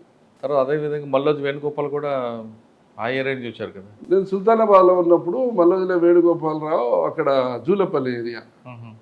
సో అది కూడా ఎవరున్నా ఇప్పుడు మేము పోలీస్ స్టేషన్కి చార్జ్ తీసుకుంటే యూజీ కాడర్లు ఎంతమంది ఉన్నారు, వాళ్ళ ప్రొఫైల్ ఏంది, వాళ్ళ ఫ్యామిలీస్ ఎక్కడున్నాయి, కేడీలు డీసీలు రౌడీలు ఎట్లయితే చూస్తామో ఓకే ఇది కూడా స్టడీ చేస్తాం. మల్లా రాజరెడ్డి గారిది కూడా చూసాం. వాళ్ళు ఓల్డ్ క్యాడర్ కదా అంతా. ఫ్యామిలీ స్టడీ నాట్ ఓన్లీ మా పోలీస్ స్టేషన్ ఏరియా, జిల్లాలో ఉన్న మెయిన్ క్యాడర్స్ ఎక్కడ ఉన్నారు, వాళ్ళు ఏ కవర్లో ఉన్నారు. మొన్న ఒకైనా కిష్టంపేట అని చెప్పి రాయకల్ ఏరియాలో ఉంటుంది, మొన్న సరెండర్ అయ్యిండు. నేనున్నప్పుడు ఏంటంటే ఆయన కాశీరామ్ అతని పేరు, కాశీరామ్. ఓకే, మొన్న సరెండర్ అయ్యిండు. మేము ఉన్నప్పుడు వాళ్ళ ఇంటికి పోయేది, వాళ్ళ తండ్రి వాళ్ళని పోలీసులు వస్తే కొడతారు, ఏది ఇస్తారని అనేది కాదు. వాళ్ళతో మంచిది, పెద్ద బాగున్న కొడుకు, పోతే పోనీయండి, ఎక్కడో పోయి మీరైతే మంచిగా ఉండండి అది అని చెప్పేది. ఒకరోజు ఏమైందంటే ఎప్పుడో ఒక అన్నోన్ పర్సన్ వచ్చి వాళ్ళ మనవరాళ్ళని తీసుకొని వచ్చి ఈయన దగ్గర పెట్టేసి మీ కొడుకు పంపించిండు, వీళ్ళ వెల్ఫేర్ చూసుకోమని చెప్పేసి వెళ్ళిపోయాడు. నాకు చెప్పిండు. పోతే మాట్లాడిన పిల్లలతో మాట్లాడితే హిందీ మాట్లాడుతున్నాం ఇద్దరు. తర్వాత సరెండర్ అయిన క్యాడర్ని అడుగుతాం మేము, మరి ఫలానా వాడు ఎక్కడున్నాడు, ఈడు ఎక్కడున్నాడు. మొన్న సరెండర్ అయిన వాళ్ళు కూడా అడిగితే మన దగ్గర వాడు ఇక్కడ వీడు ఇక్కడ అడ్రస్ చెప్తారు కదా. అడిగితే సార్ వాడు డెన్ కీపరు, ఏదో షాప్ పెట్టుకొని ఐరన్ హార్డ్వేర్ షాప్ పెట్టుకొని ఎక్కడో ఉంటాడు, అడ్రస్ తెలియదు అన్నాడు. పిల్లల్ని అడిగితే హిందీ మాట్లాడుతున్నారు. తుమారా బాప్ క్యా కామ్ కర్తే అంటే దుకాణం అంటారు. వాళ్ళకి పిల్లలకి ఏం తెలియదు. కిదరే అని అడిగారా? హిందీ మాట్లాడుతుంది. కిదరే అంటే అడ్రస్ చెప్తలేదు పిల్లలు, చిన్న పిల్లలు కదా, వాళ్ళని మనం ఏమనలేము, జస్ట్ మామూలుగా మాట్లాడాం. తర్వాత క్రాక్ అయింది. అది కాలేదు. డెన్ కీపర్స్ అనేది చాలా రేర్ కాంటాక్ట్స్ ఉంటాయి. దళంలో ఉన్న వాళ్ళకి ఎవరికి తెలియదు. అది ఒకళ్ళిద్దరు టాప్ లెవెల్ తర్వాత ఈ మధ్యన సరెండర్ అయ్యారేనా? ఈ మధ్యలో సరెండర్ అయినాక నేను ఎన్ని సంవత్సరాలు అయిపోయిండు, అసలు ఉన్నాడా లేడా అంటే మొన్న పేపర్లో చూసి కాశీరామ్ సరెండర్ అయ్యారు, కాశీరామ్ మన ఉన్నాడా దగ్గర ఛత్తీస్గఢ్ సరెండర్ అయ్యారు. మన దగ్గర అయినట్టున్నది. పేపర్లో వచ్చింది సరెండర్ అయిందని చూశాను, ఎక్కడ అనేది గుర్తులేదు కానీ. అక్కడ ఖమ్మం నుంచి ఆదిలాబాద్ వెళ్ళారు, ఖానాపూర్. ఖానాపూర్ అక్కడే ఉంది. అక్కడ నేను ఎక్కడ పోయినా నా పనికి అదే పని మీద నన్ను పెడతారు. తుమ్ కామ్ కర్తే అక్కడ తరుణ్ జోషి సార్ ఉండే, తరుణ్ జోషి సార్, చలో నరేష్ కుछ काम करो అంటే అక్కడ కూడా చేశా. అక్కడ కూడా ఎక్స్చేంజ్ ఆఫ్ అయినా. ఎక్కడైంది? ఖానాపూర్లోనా? ఖానాపూర్ ఏరియా నుంచి ఒకడు పేరు ఏదో ఉంది మర్చిపోయినా, వాడు దళంలోకి వెళ్ళిపోయాడు. ఇక్కడ ఇంటి దగ్గర చాలా ఇష్యూస్ ఉండే, వెళ్ళిపోయిండు. ఆయన పార్టీలో పనిచేస్తున్నాడు, షార్ట్ పేపర్తో తిరుగుతాడు. ఒకరోజు అంతకుముందు వాని కొట్టుడు వీని కొట్టుడు చంపేస్తానని లెటర్ రాసుడు, బాగా అరాచకాలు అంటే బాగా ఏరియాలో ఒక టెర్రరైజ్ చేసేసిండు. అయితే తను చేశారు, అరే దేకో కుచ్చుకరో ఇన్ఫర్మేషన్ నికాలో అంటే సరే అని ఒకరోజు సడన్గా నాకు ఇన్ఫర్మేషన్ వచ్చింది. ఆ రోజు సార్ నిర్మల్లో ఉన్నాడు. సాబ్ ఐసీ ఇన్ఫర్మేషన్ ఠీక్ మీ ఆరో అని అక్కడికి వచ్చాడు. వచ్చినాక ఇన్ఫర్మేషన్ అంటే ఇది ఫలానా చోట చెట్టు కాడ బాగా ఎండా కదా, చెట్టు కాడ ఉన్నాను అంటే పోయినాం. పోతే ఫాస్ట్గా పోవాలి, ఆడ బండి పోదు, ఆడ ఆటోలో పోవాలి, మళ్ళీ కొంత దూరం నడిచిపోవాలి. వాళ్ళగా డే లైట్ ఉంటుంది, డే లైట్ అయితేనే పని అవుతుంది, రాత్రి అయితే కాదు అని ఫాస్ట్గా ప్లాన్ ప్రకారం వెళ్ళిపోయినాం. నేనే ముందు లీడ్ చేశాను. పోతే మమ్మల్ని చూసి ఫైర్ చేశారు, లుంగీలు కట్టుకొని ఫైర్ చేశారు. ఫైర్ చేస్తే ఏకే బుల్లెట్ ఈ నుంచి షార్ట్ పేపర్ ఎంత 30 గజాలు కొడుతుంది, ఏకే కొడితే 300 గజాలు మీటర్లు కొడుతుంది. సో నేను కొడితే ఈ నుంచి ఇడికి వెళ్ళిపోయింది, ఆయనకి ఇక్కడ నుంచి ఇడికి వెళ్ళిపోయింది ఆయనకి. ఒకటే బుల్లెట్ పడేది. తర్వాత కింద డౌన్ ఉండే వాళ్ళు ఎక్కడ ఉన్నా కూడా తప్పించుకోవడానికి అనుకూలమైన టోపోగ్రఫీని చూజ్ చేసుకుంటారు. సో కింద నాలా లాగా పడిపోయి వెళ్ళిపోయాడు. మేము చేంజ్ చేసినాం, దొరకలేదు. మొత్తం ఫారెస్ట్. ఇంకో 15 నిమిషాలకు చీకటి పడిపోయింది. అయితే తర్వాత చెప్తే ఆ రోజు ఏంటంటే విచిత్రమైన పరిస్థితి. వరంగల్ గ్రేటర్ వరంగల్ ఎలక్షన్ జరుగుతుంది ఆ రోజు. ఆ గ్రేటర్ ఎలక్షన్ రోజున ఎన్కౌంటర్ అయితే ఇది పొలిటికల్ ఇదవుతుందని మొత్తం స్టేట్ మీడియా అంతా వచ్చింది. అక్కడ ఎక్కడైంది చంపేసిండ్రు, ఎక్కడ దాచిపెట్టారు, లేదండి ఫైరింగ్ అయింది కానీ ఎస్కేప్డ్ అని మేము చెప్తున్నాం. తను చూసి సార్ చెప్తున్నారు, ఏం చెప్పినా వాళ్ళు వింటలేరు కదా. ఎలక్షన్ అయిపోయినాక వీళ్ళు చెప్తారు స్టేట్మెంట్ అనుకొని వాళ్ళు అనుకుంటున్నాను. అయితే వాడు అక్కడి నుంచి వెళ్ళిపోయి వాళ్ళ బ్రదర్ దగ్గర పోయి మోటార్ సైకిల్ తీసుకొని జగిత్యాల పక్కన ఒక విలేజ్కి పోయినాం. విలేజ్ పోతే ఆ ఇన్ఫర్మేషన్ మీద అక్కడ క్యాచ్ చేసినాం. క్యాచ్ చేసినాక వాడికి బుల్లెట్ బోన్కు తగలలేదు, వైటల్ పార్ట్కు తగలే, ఇక్కడ తగిలి వెనకకి వెళ్ళిపోయేది, రక్తం కూడా వచ్చి మొత్తం ఎండిపోయేది, ఏమీ కాలేదు. 2 days తర్వాత దొరికిండు. వెపన్ గోదావరి ఒడ్డున, గోదావరి దాటాలన్నమాట ఈ ఇన్సిడెంట్. అంటే జగిత్యాల సైడ్ రావాలంటే ఖానాపూర్ నుంచి గోదావరి దాటాలి, ఎండాకాలం కదా డ్రై ఉండేది, అక్కడక్కడ దాటుతారు. అయితే గోదావరి ఒడ్డున ఇసుకలో వెపన్ దాచిపెట్టాడు. తెల్లారి తీసుకొచ్చినాం, వెపన్ రికవరీ చేసినాం. సార్ గోదావరి ఒడ్డున కానీ ఎక్కడ డప్పులో దాస్తే వాళ్ళు ఎలా గుర్తుపెట్టుకుంటారు అక్కడ ఫలానా దగ్గర దాచామని? చెట్టు గుట్టలో వంపులో ఏదో ఒకటి ల్యాండ్ మార్క్స్ ఉంటాయి. సో అట్లా వెపన్ రికవరీ చేసినాం. తర్వాత వాడు అప్పటికే 2-3 మర్డర్ కేసులో ఉన్నాడు, అరెస్ట్ చేసినాం, రిమాండ్ చేసినాం. ఏం పేరు సరే ఇప్పుడు జైల్లో ఉన్నాడు? బయటనే ఉన్నాడు ఇప్పుడు. ఎక్కడ? ఖానాపూర్ ఏరియాలో ఉన్నాడు సార్. ఖానాపూర్ తర్వాత డిఎస్పీ ప్రమోషన్, డిఎస్పీగా మహబూబాబాద్ వెళ్ళాను. అక్కడ 3.5 years ఉన్నాను. ఎక్కడైనా 3 సంవత్సరాలు అంతా నా ట్రాక్ రికార్డ్ అంతా 3. ప్రమోషన్ వస్తే పోవడమో, లేకపోతే ఎలక్షన్ కూడా వస్తే పోవడం. మహబూబాబాద్లో ఏముందండి? అక్కడ నక్సల్ మూవ్మెంట్ అక్కడ కూడా చేసాం. అక్కడ హ్యూజ్ వెపన్స్ రికవరీ చేసినాం, డంప్స్, పెద్ద పెద్ద వెపన్స్. ఎవరు ఎస్పీ అప్పుడు? కోటిరెడ్డి సార్. అంటే మొత్తం పీపీజీ అక్కడ, మావోయిస్ట్ కాదు, మొత్తం ప్రజా ప్రతిఘటనలో 2 ఫ్యాక్షన్స్ ఉంటాయి. పీపీజీ రామచంద్రం ఫ్యాక్షన్ ఒకటి, ఇంకోటి ఏదో ఉంటుంది. అన్ని సరెండర్ చేసినాం, వెపన్ రికవర్ చేసినాం.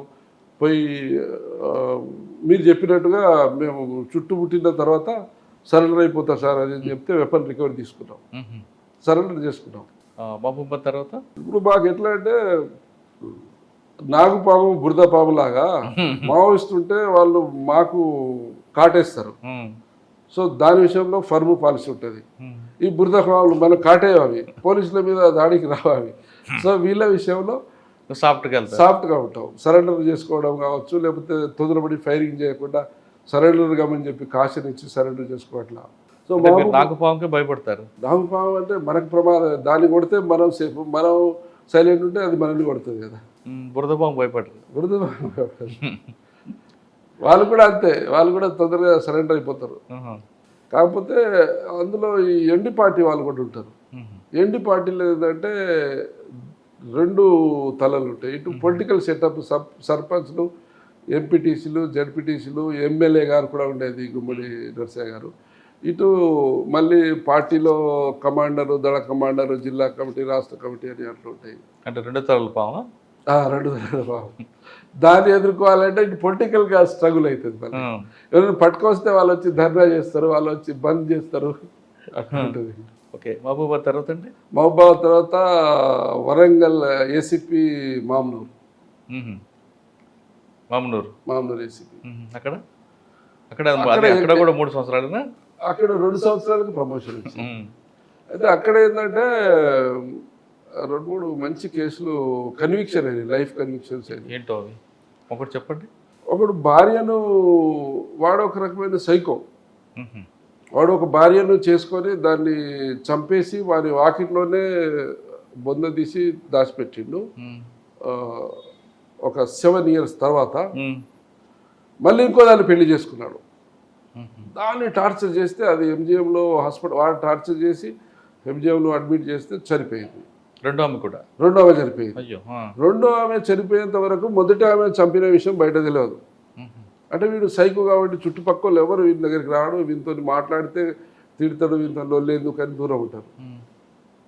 ఆ 2 కేసులలో ఫస్ట్ మర్డర్ కేసులలో వాడిని అరెస్ట్ చేసి వాడిని పోలీస్ కస్టడీ తీసుకొని అంతకుముందు చంపిన డెడ్ బాడీని ఎగ్జిబిషన్ చేపించి ఫోరెన్సిక్ ఎక్స్పర్ట్లను తీసుకుపోయి ఆ బాడీ కుళ్ళిపోయి మొత్తం వెముకలే ఉన్నాయి, వెముకలు బోన్స్ మళ్ళీ అతికించి ఒక బాడీ షేప్ తీసుకొని తర్వాత అది 2 మర్డర్ కేసులలో కన్విక్షన్ వచ్చింది, లైఫ్ కన్విక్షన్ వచ్చింది.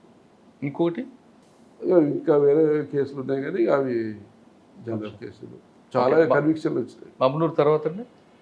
మామనూరు తర్వాత డీజీపీ ఆఫీస్లో అటాచ్ చేసినాక ప్రమోషన్ వచ్చింది అడిషనల్ ఎస్పీగా. ఫస్ట్ భూపాలపల్లి అడిషనల్ ఎస్పీగా వచ్చారు. 3 months ఉన్నాను అక్కడ, 2 చోట్ల పేరు ఉంటుంది. 3 months రాగానే వరంగల్ ఎలక్షన్ కోడ్ వచ్చింది. నాకు సొంత జిల్లా వరంగల్ కాబట్టి, ఇది వరంగల్ పార్లమెంట్ కాన్స్టిట్యూన్సీ కాబట్టి షిఫ్ట్ కావాల్సి వచ్చింది. ఎక్కడ పంపించారు? Khammam additional DCP. అక్కడ 14 నెలలు చేశాను. చేసినాక మళ్ళీ ఇక్కడికి వచ్చారు, మళ్ళీ సేమ్ ప్లేస్. ఇక్కడికి వచ్చాక ఛాలెంజ్ ఏముంది? ఒకప్పుడు భూపాలపల్లి వేరు, ఇప్పుడు భూపాలపల్లి వేరు. ఇప్పుడు ఇది కూడా క్రాస్ బార్డర్ ఎనిమినే. ఇప్పుడు మన భూపాలపల్లికి ఇటు మహారాష్ట్ర బార్డర్ వస్తుంది, ఇటు ఛత్తీస్గఢ్ బార్డర్, 2 స్టేట్ల బార్డర్ దీనికి ఉన్నాయి. ఇప్పుడు సిరోంచా ఏమో మనకు మన కాళేశ్వరం ప్రాజెక్టు నుంచి అవతల స్ట్రైట్ లైన్ తీసుకుంటే లెఫ్ట్ పార్ట్ నార్త్ ఏరియా మొత్తం మహారాష్ట్ర సిరోంచా డివిజన్ వస్తుంది. దాని కింద ఇప్పుడు మా పల్మేల పోలీస్ స్టేషన్ ఉంది, కుక్కలగూడూరు మన ఎటునగరం మన పోలీస్ స్టేషన్ ఉంది కదా, భూపాలపట్నం. ఈ భూపాలపట్నం ఇవేమో దాంట్లోకి వస్తుంది, ఇది మన ఛత్తీస్గఢ్లో వస్తాయి. సో మేము ఇక్కడ ఉన్నప్పుడు కూడా వాళ్ళు వస్తున్నారు పోతున్నారు, స్ట్రాటజికల్గా వాళ్ళను ఎన్కౌంటర్ చేయడం కాదు, వాళ్ళను సరెండర్ చేయడానికి స్ట్రాటజికల్గా మన గవర్నమెంట్ ప్రయత్నం చేసింది. వాళ్ళు 100% సక్సెస్ అయింది. ఇప్పుడు సరెండర్లో ఎక్కువగా ఇటువైపు నుంచి వచ్చారు కొంతమంది. ఎక్కడో ఒక డెస్టినేషన్ ఉంటుంది కదా, ఏదో ఒక డెస్టినేషన్ రీచ్ కావాలి కదా. అంటే ఎంతమంది వచ్చి ఉంటారండి? మొత్తం సరెండర్ అయిన వాళ్ళు అంతా ఇటు నుంచి వచ్చారు, ఇటు నుంచి ములుగు నుంచి. బసరదేవ కానీ ఇంకొకరు కానీ మేము వెళ్తున్నాము మన పోలీసులు అరెస్ట్ చేశారు ఇక్కడే భూపాలపల్లి అని అంటుంటారు, నిజమేనా? ఇక సరెండర్ అయ్యిండు. మా స్ట్రాటజీ అంటే వాళ్ళు చెప్పేదేమో అరెస్ట్ అంటున్నారు. ఏ రకంగా పోలీస్ ప్రజాస్వామ్యబద్ధంగా బతుకమని బయటికి తీసుకొచ్చినాం కదా వాళ్ళని. అంటే ఇప్పుడు సరెండర్ అయిన వాళ్ళందరూ కూడా భూపాలపల్లి నుంచే, ములుగు నుంచి కూడా ములుగు నుంచి. ములుగు భూపాల ఇది ఎంట్రీ పాయింట్ మనకు. గేట్ ఆఫ్ ఇండియా అంటారు. గేట్ ఆఫ్ ఇండియా ఎక్కడ? ఇప్పుడు ములుగు ఏరియాలో ఉంది, భూపాలపల్లి ఏరియాలో ఉంది. ఇప్పుడు మాకు ఈ దేవాదుల ప్రాజెక్ట్ ఆ ఏరియా ఉంది కదా, అది అవతల యువతలకి మధ్యలో ఫెర్రీ పాయింట్స్ ఉంటాయి, వాళ్ళకి క్రాసింగ్ పాయింట్స్ ఉంటాయి. ఇటు నుంచి అటు పోవాలన్నా అటు నుంచి ఇటు రావాలన్నా ఇప్పుడు రోడ్ ఉన్న చోట వాళ్ళు దాటారు. ఇప్పుడు ఎటు నగరం సైడ్ రోడ్ ఉంటుంది, ఇటు రోడ్ ఉంటుంది. ఈ మధ్య గ్యాప్ ఏదైతే ఉందో వాళ్ళకు అనుకూలమైన ప్రదేశం. సార్ ఇంతమంది సరెండర్ చేశారు, మీ గేట్ ఆఫ్ ఇండియా బ్రేక్ చేశారు కదా, కానీ హిడ్మా అనే వ్యక్తి ఏపీకి వెళ్ళడానికి పరకాల వచ్చి పరకాల ఒక రోజు షెల్టర్ తీసుకుని ఇక్కడి నుంచే వెళ్ళారని ఒక ఇన్ఫర్మేషన్ ఉంది, వాస్తవం? మీడియా ద్వారా వింటున్నాం, మాకు కూడా ఏం తెలుస్తుంది, మీడియా ద్వారా వింటున్నాం. 20 మంది ఇక్కడికి వచ్చి పరకాల షెల్టర్ తీసుకుంటే మీకు రాపడం ఉందండి ఇన్ఫర్మేషన్? మనకు ఇన్ఫర్మేషన్ ఉంటే మనమే క్యాచ్ చేసేవాళ్ళం కదా. అవును, మనమే క్యాచ్ చేసేవాళ్ళం కదా, అలాంటి ఇన్ఫర్మేషన్ అయితే లేదు. ఓకే, ఇప్పుడు భూపాలపల్లి ఏముందండి? ప్రశాంతం. ఇప్పుడు గేట్ ఆఫ్ ఇండియా క్లోజ్ అయిపోయిందా? అంటే మేము ఈవెన్ క్లోజ్ అయినా కూడా మా స్ట్రాటజీ ఇప్పుడు బార్డర్లో గస్తీ చేసే సైనికుడు 24 గంటలు అవతల నుంచి శత్రువు వస్తాడా రాడా, రాకున్నా కూడా అప్రమత్తంతో ఉండవలసిందే. సో సేమ్ స్ట్రాటజీ కంటిన్యూ ఉంటుంది. కానీ బార్డర్కి వేరు ఇక్కడ వేరు, పూర్తిగా మూవ్మెంట్ లేదు కదండి ఇప్పుడు? లేదు, మూవ్మెంట్ అయితే లేదు. ఏముంటుందన్న, మూవ్మెంట్ పోయింది కదా, మరొకసారి ఇంకొక రూపంలో వచ్చే అవకాశం ఉందంటారు? విప్లవం వచ్చే అవకాశం అయితే ఈ రూపంలో ఆర్మ్డ్ స్ట్రగుల్ అనేది రాదు పక్కా. ఏమైనా అర్బన్ అని వాళ్ళు అంటున్నారు, అర్బన్ ఎక్స్ట్రీమిజం ఉంటుంది, అది ఉంటుంది. మరి అది ఇంకో రూపంలో రావచ్చు. ఇప్పుడు మనం చూస్తలేమా, ఇప్పుడు ఎన్డీ పార్టీ ఉంది, ఎన్డీ పార్టీ ఒకప్పుడు ఆర్మ్డ్ స్ట్రగుల్ ఉండేది, ఇప్పుడు ఆర్మ్డ్ స్ట్రగుల్ లేదు వాళ్ళకు. కానీ ఆయుధాలతో మాత్రం రాదు. ఆయుధాలతో వచ్చిన ప్రజలు విశ్వసించే పరిస్థితి లేదు. సార్ మీరు ఫస్ట్ నుంచి చూస్తున్నారు కాబట్టి, ఒకప్పుడు సిద్ధాంతపరంగా వెళ్ళిన మూమెంట్ చూశారు మీరు, కానీ తర్వాత క్రమేపీ ఈ సిద్ధాంతం కూడా అర్థం తెలియని వాళ్ళందరూ వెళ్ళారు ఎందుకండి? ఇప్పుడు state level cadre, central level cadres అందరూ మొత్తం ఢిల్లీ క్యాపిటల్ ఇండియాకి ఎట్లనో మన తెలంగాణ క్యాపిటల్ నుంచే వీళ్ళంతా ఆర్గనైజింగ్ క్యాడర్, ఆర్గనైజర్స్ సెటప్ అంతా వీళ్ళదే. వీళ్ళు వెళ్ళినప్పుడు వీళ్ళకి ఐడియాలజీ, వీళ్ళకు కమ్యూనిజం గురించి ఇవన్నీ చదువుకున్న రాడికల్ మూమెంట్లో అండర్ గ్రౌండ్ అయిపోయి క్రైమ్లలో ఇన్వాల్వ్ అయిపోయి వెళ్ళిపోయారు వీళ్ళు. మళ్ళా ఆదిరెడ్డి కావచ్చు, అందరి పేర్లు మీకు తెలుసు. సో అప్పుడు స్ట్రాటజీ ఉంది, వాళ్ళకు సిద్ధాంతం అనేది ఉన్నది. ఆ సిద్ధాంతం ఆ రోజులో అవసరం వచ్చింది. ఆ రోజులో భూస్వామ్య వ్యవస్థ కావచ్చు, ఈ కొన్ని పల్లెటూళ్ళలో అరాచకాలు చేసేది ఆ రోజు కొంతవరకు ఉండేది. సో ఆ రోజు అవసరం ఉండేది కాబట్టి వీళ్ళు ఆ రోజు దాన్ని అట్రాక్ట్ అయ్యి వెళ్ళిపోయారు. క్రమేణా ఇదంతా ఇప్పుడు ఎట్లయిపోయిందంటే అందరు ఈక్వల్ అయిపోయారు. ఎవరి చిన్న చేసినా కూడా ఇలా చట్టాలు, SC ST యాక్ట్లు ఉన్నాయి, ఇలా అన్ని రకాల కుల సంఘాలు ఉన్నాయి, అన్ని రకాల యూనియన్స్ ఉన్నాయి. ఎవరి ప్రాబ్లం వచ్చినా వాళ్ళు సాల్వ్ చేసుకునేటట్టు వాళ్ళే ఫైట్ చేసుకుంటారు. ఇంకోళ్ళు సపోర్ట్ అవసరం లేదు ప్రజలకి ఈరోజు. సో వాళ్ళు కూడా అక్కడ పోయినారు. వాళ్ళు పోయినప్పుడు తుపాకీ కొట్టడం ద్వారా రాజ్యాధికారం అనుకున్నారు. 30-40 సంవత్సరాలు స్ట్రగుల్ చేశారు. లాస్ట్ ఎండ్కు ఈ 30-40 సంవత్సరాల్లో సాధించేది ఏం లేదు, ముందు సాధించే అవకాశం కూడా లేదు అని వాళ్ళు రియలైజ్ అయిపోయి ఇప్పుడు బయటకు వచ్చారు. సార్ మీ సర్వీస్లో అది అంతా చూసారు కరెక్టే, కానీ తర్వాత జనరేషన్ వాళ్ళు పార్టీ వైపు రాకపోతే ఏదో ఒక రకంగా క్రైమ్లో ఇరికించి, లేదా భార్యలు చిన్నప్పుడు పెళ్లి చేసిన బాలల్ని తీసుకురావడం, అంటే ఎక్కడో క్రైమ్లో ఫిక్స్ అయిన వాళ్ళని వాళ్ళు తీసుకొచ్చేవారు అంటున్నారు, వాస్తవం అది? ఎస్. ఇప్పుడు నేను చెప్పినట్టుగా ఒకప్పుడు వాలంటీర్గా చదువుకునే PG students, engineering students, doctor students వెళ్ళారు, చదువుకునే వాళ్ళు వెళ్ళారు. సో దాని తర్వాత క్రమక్రమంగా అందులో స్టూడెంట్స్ లేదు, చదువుకున్న వాళ్ళు, తెలివి ఉన్న వాళ్ళు ఆలోచించి అందులో పోతే ఉపయోగం లేదని చెప్పి పోకపోయేది. వాళ్ళు వ్యక్తిగత ఇష్యూలు ఉంటే ఇక్కడే సార్ట్అవుట్ చేసుకునేది. సో వాళ్ళ స్ట్రాటజీ ఏంటంటే వాళ్ళు రిక్రూట్మెంట్ చేయాలంటే వాలంటీర్కి ఎవరు వస్తలేరు. వస్తలేరు కాబట్టి వాళ్ళు ఎట్లా చేయాలి, ఏదో పల్లెటూళ్ళలో వాళ్ళు యాక్సెస్ ఉన్న విలేజ్కి పోతారు, అన్నం పెట్టు తమ్మి అంటారు, అది పెట్టు ఇది పెట్టు అని చెప్పి చెప్తుంటారు. వాళ్ళ మైండ్లో ఇది ఎట్లా ఇన్ఫిల్ట్రేట్ చేయాలి, మనలో ఎట్లా దీన్ని చేంజ్ చేసుకోవాలనేది ఉంటుంది వాళ్ళకు స్టార్టింగ్. సో ఈ ఏం చేస్తాడు, ఓకే అని ఫుడ్ పెడతాడు, తర్వాత ఇంకో పని అది ఇచ్చినామంటాడు, ఇది తీసుకురామంటారు, అలా అలా అలా వాళ్ళను డీప్గా ఇన్వాల్వ్ చేస్తారు. అల్టిమేట్గా పోలీస్ ఇన్ఫర్మేషన్ వస్తుంది, ఒకలానోడు పార్టీకి పని చేస్తుండు అని, మిలిటేటు అది ఇది అని చెప్పి. సో ఎప్పుడైతే కొన్ని క్రైమ్ చేపిస్తారు, వీళ్ళు ఎమ్మడి తీసుకుపోయి నన్ను ఈ ఊరు నుంచి ఆ ఊరికి దారి చూపించమని ఎమ్మడి తీసుకుపోయి అక్కడ టెలిఫోన్ ఎక్స్చేంజ్ కాలబెట్టడమో, బస్సు కాలబెట్టడం, ఏదో ఎవరినో కొట్టడమో ఇన్సిడెంట్ అయితే తెలియకుండానే ఇతన్ని క్రైమ్లో ఇన్వాల్వ్ చేస్తారు. తర్వాత ఏం చేస్తారు, వీళ్ళు భయపడిపోతారు, అరే నా పేరు మీద కేసు నమోదైంది, నన్ను చూశారు, నన్ను రేపు పోలీసులు పట్టుకుంటే కేసులు పెడతారు, ఇదైతే అనేది వాడు పెద్దగా భయాందోళనకు గురి అవుతాడు. సో వచ్చేరా మాతోనే అని చెప్పి వాళ్ళు తీసుకెళ్తారు. సార్ అటువంటి సంఘటన మీ సర్వీసులు ఎదురైంది ఒకటి కేసు? చాలా మంది భార్య భర్తలు గొడవబెట్టి భర్త వేధింపులు భరించలేక అత్తమామలతో కొట్లాడబెట్టుకుపోయిన లేడీస్ ఉన్నారు. క్రిమినల్ కేసులలో, మర్డర్ కేసులో ఇన్వాల్వ్ అయిన నేరస్తులు పోయిన వాళ్ళు ఉన్నారు. ఇట్లా ఇన్నోసెంట్ పబ్లిక్ వీళ్ళకు భోజనాలు పెట్టి అది పెట్టి వాడు ఇన్నోసెంట్, వాడికి అసలు ఐడియా లేదు, ఏం లేదు. For the sake of safety ఇక్కడ ఉంటే జైలుకి పంపిస్తారు, జైలు కానీ చెప్పకుండా వాళ్ళు ఇంకా హై లెవెల్ చెప్తారు, ఎన్కౌంటర్ చేసేస్తారా, ఇది చేస్తారా, అది చేస్తారని చెప్తారు. సో వాడు వెళ్ళిపోతారు. నాకు సరెండర్ అయిపోయినాక అడిగితే ఎలా పోయినావురా, ఎందుకురా అంటే చెప్తాడు వాడు, ఇలా జరిగింది సార్, నేను ఉద్దేశపూర్వకంగా పోవాలని లేదు, అనుకోకుండా నన్ను ఇలా వెంబడి తీసుకుపోవడం, కేసులో ఇన్వాల్వ్ కావడం. సో చట్టం ముందు ఎట్లా ఉంటుందో, ignorance of law is not excusable అని ఒక సామెత ఉంటుంది. నాకు చట్టం తెలియదు, నేను తప్పు చేసినా విడిచిపెట్టు అంటే విడిచిపెట్టాం. గుర్తుకోవడం, వాడికి చదువు రాదు, చట్టం తెలియదు, అయినా కూడా వాడు మర్డర్ చేస్తే మర్డర్ కింద ప్రాసిక్యూట్ చేయవలసిందే. వీడు కూడా తెలియక తప్పు చేసినా కేసు కావాల్సిందే చట్ట ప్రకారం. వాడు ఇన్నోసెంటే ఉంటాడు. సో అట్లా కొంతకాలానికి రియలైజ్ అయిపోయినాక వచ్చి సరెండర్ అయినప్పుడు చాలామంది చెప్పిన స్టోరీలు ఉన్నాయి.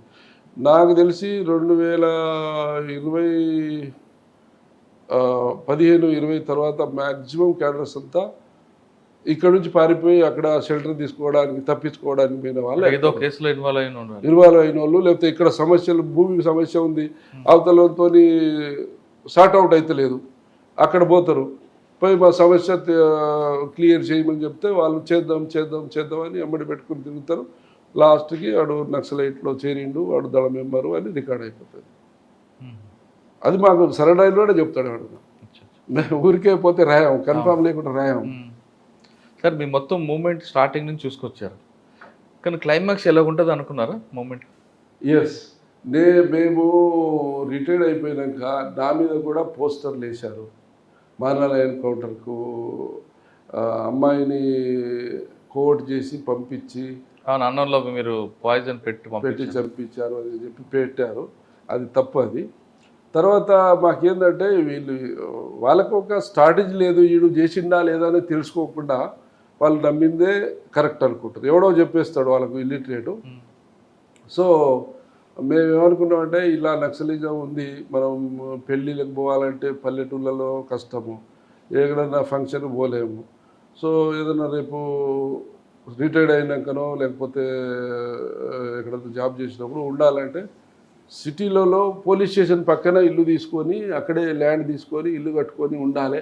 ఈ పరిస్థితి ఇట్లనే ఉంటుంది అనుకున్నాం మేము 15-20 సంవత్సరాల ముందు. ఇలాంటి పరిస్థితి వస్తుందని అనుకోలే. స్వతంత్రానికి ముందు భారతదేశము, స్వతంత్రం తర్వాత భారతదేశం ఎట్లయితే మార్పులు చేర్పులు జరిగినాయో, బిఫోర్ ఎక్స్ట్రీమిజం, ఆఫ్టర్ ఎక్స్ట్రీమిజం అంతా చేంజెస్. అంటే మనం 2000 సంవత్సరం నుంచి బ్రేక్ తీసుకోవచ్చు, ముందు వెనుక. 2000 కంటే ముందు పబ్లిక్ బస్సులలో ఒక విలేజ్కి పోతుంటే ఎక్కడ సడన్గా ఆగుతుందో తెలియదు, ఎక్కడ బ్లాక్ చేస్తారో తెలియదు, ఎక్కడ మందిని దింపేసి ఖాళీ బస్సులు పంపిస్తారో తెలియదు. రోజు ఒక ఇన్సిడెంట్ 2000 ముందు. ఇప్పుడు ఆ పరిస్థితులు వస్తాయని అనుకోలేదు. బట్ ఈరోజు by the grace of God మొత్తం సినారియో చేంజ్ అయింది. సినారియో చేంజ్ అయింది కదా. ఈ సమస్య ఇక్కడితో ఆగిపోద్దంటారా? ఇంకో రూపంలో ఉండవచ్చు.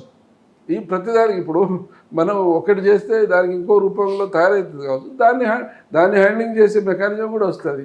సార్ మీరు ఇప్పుడు ముంబై ఢిల్లీ చూడండి, అక్కడ లేదా, అక్కడ ఎక్స్ట్రీమిజం లేదు, అక్కడ ఇంకో సమస్య ఉంటుంది, అక్కడ మాఫియా ఉంటుంది, అక్కడ ఇంకోటి ఉంటుంది.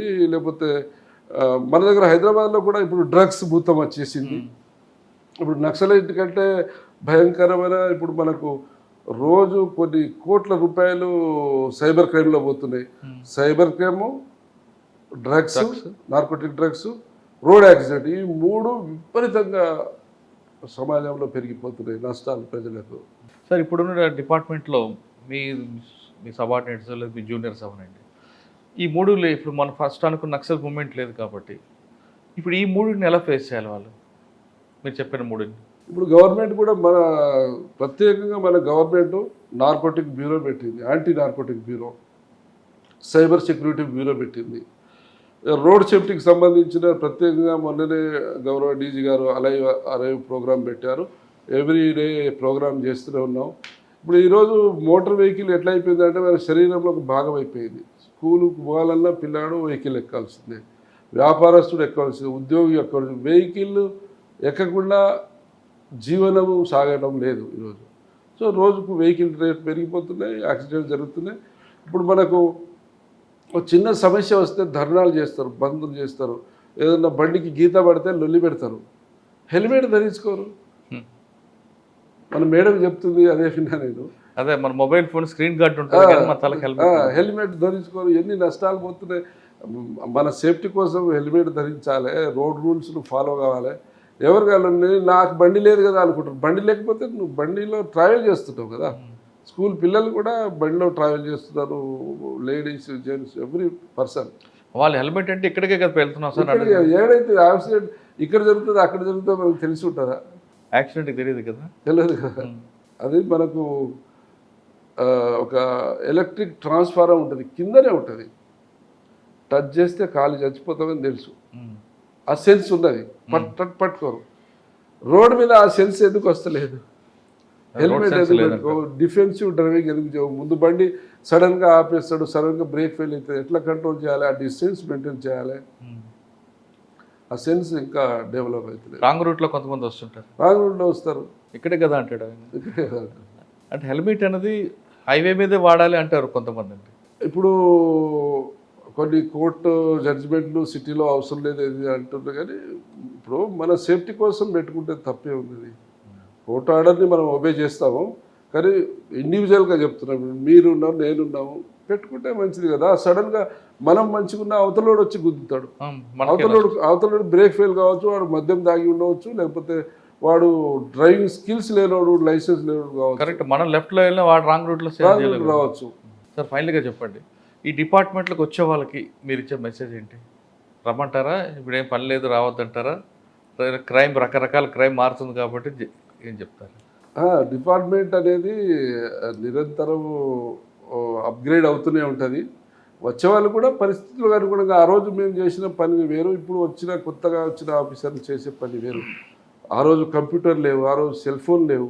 మేము ఈరోజు చూస్తే అంత కంప్యూటరైజ్డ్ యుగము, ఈరోజు అంతా సైబర్ క్రైమ్లు కొత్త. ఆ రోజు సైబర్ క్రైమ్ లేదు, సెల్ ఫోనే లేదు, నెట్వర్కే లేదు. ఇప్పుడు సో కాలానుగుణంగా మారుతుంటుంది, పరిస్థితులు మారుతుంటాయి, మనం కూడా మారుతుంటాం, డిపార్ట్మెంట్ కూడా మారుతూనే ఉంటుంది, రూపాంతరం చెందుతూనే ఉంటుంది. వెల్కమ్. సర్వీస్ చేయాలి, ప్రజలకు సేవ అందించాలంటే మంచి ప్లాట్ఫాము. మనం ఒక పోలీస్ ఆఫీసర్, ఎస్ఐ కావచ్చు, ఏ ర్యాంక్ అయినా కావచ్చు, ఒక యూనిఫామ్డ్ ఆఫీసర్, ఒక ఐడెంటిటీ. అదే వేరే డిపార్ట్మెంట్లో ఆఫీసర్స్ ఎవరున్నా కూడా వాళ్ళకు ముందు ఎవరు వచ్చి సార్ పలానా సార్ అని చెప్తే ఒక ఐడెంటిటీ తెలుస్తుంది.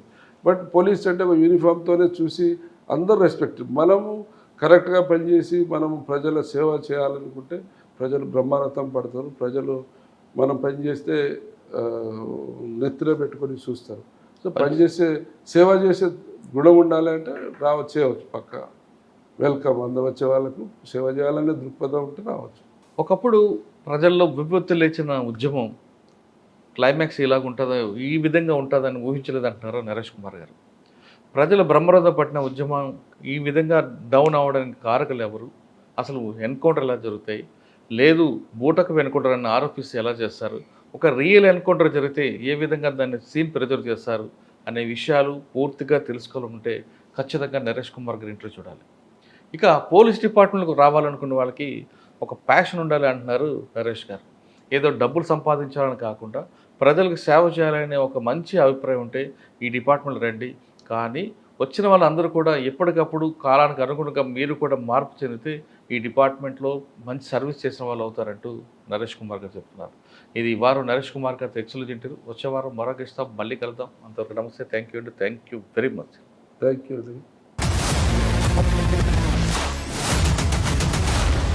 I dreams, this police diaries is something very, very valuable towards that. I must really appreciate Murali, your insights. I dreams founder and CEO చిన్న వాసుదేవ్ రెడ్డి గారితో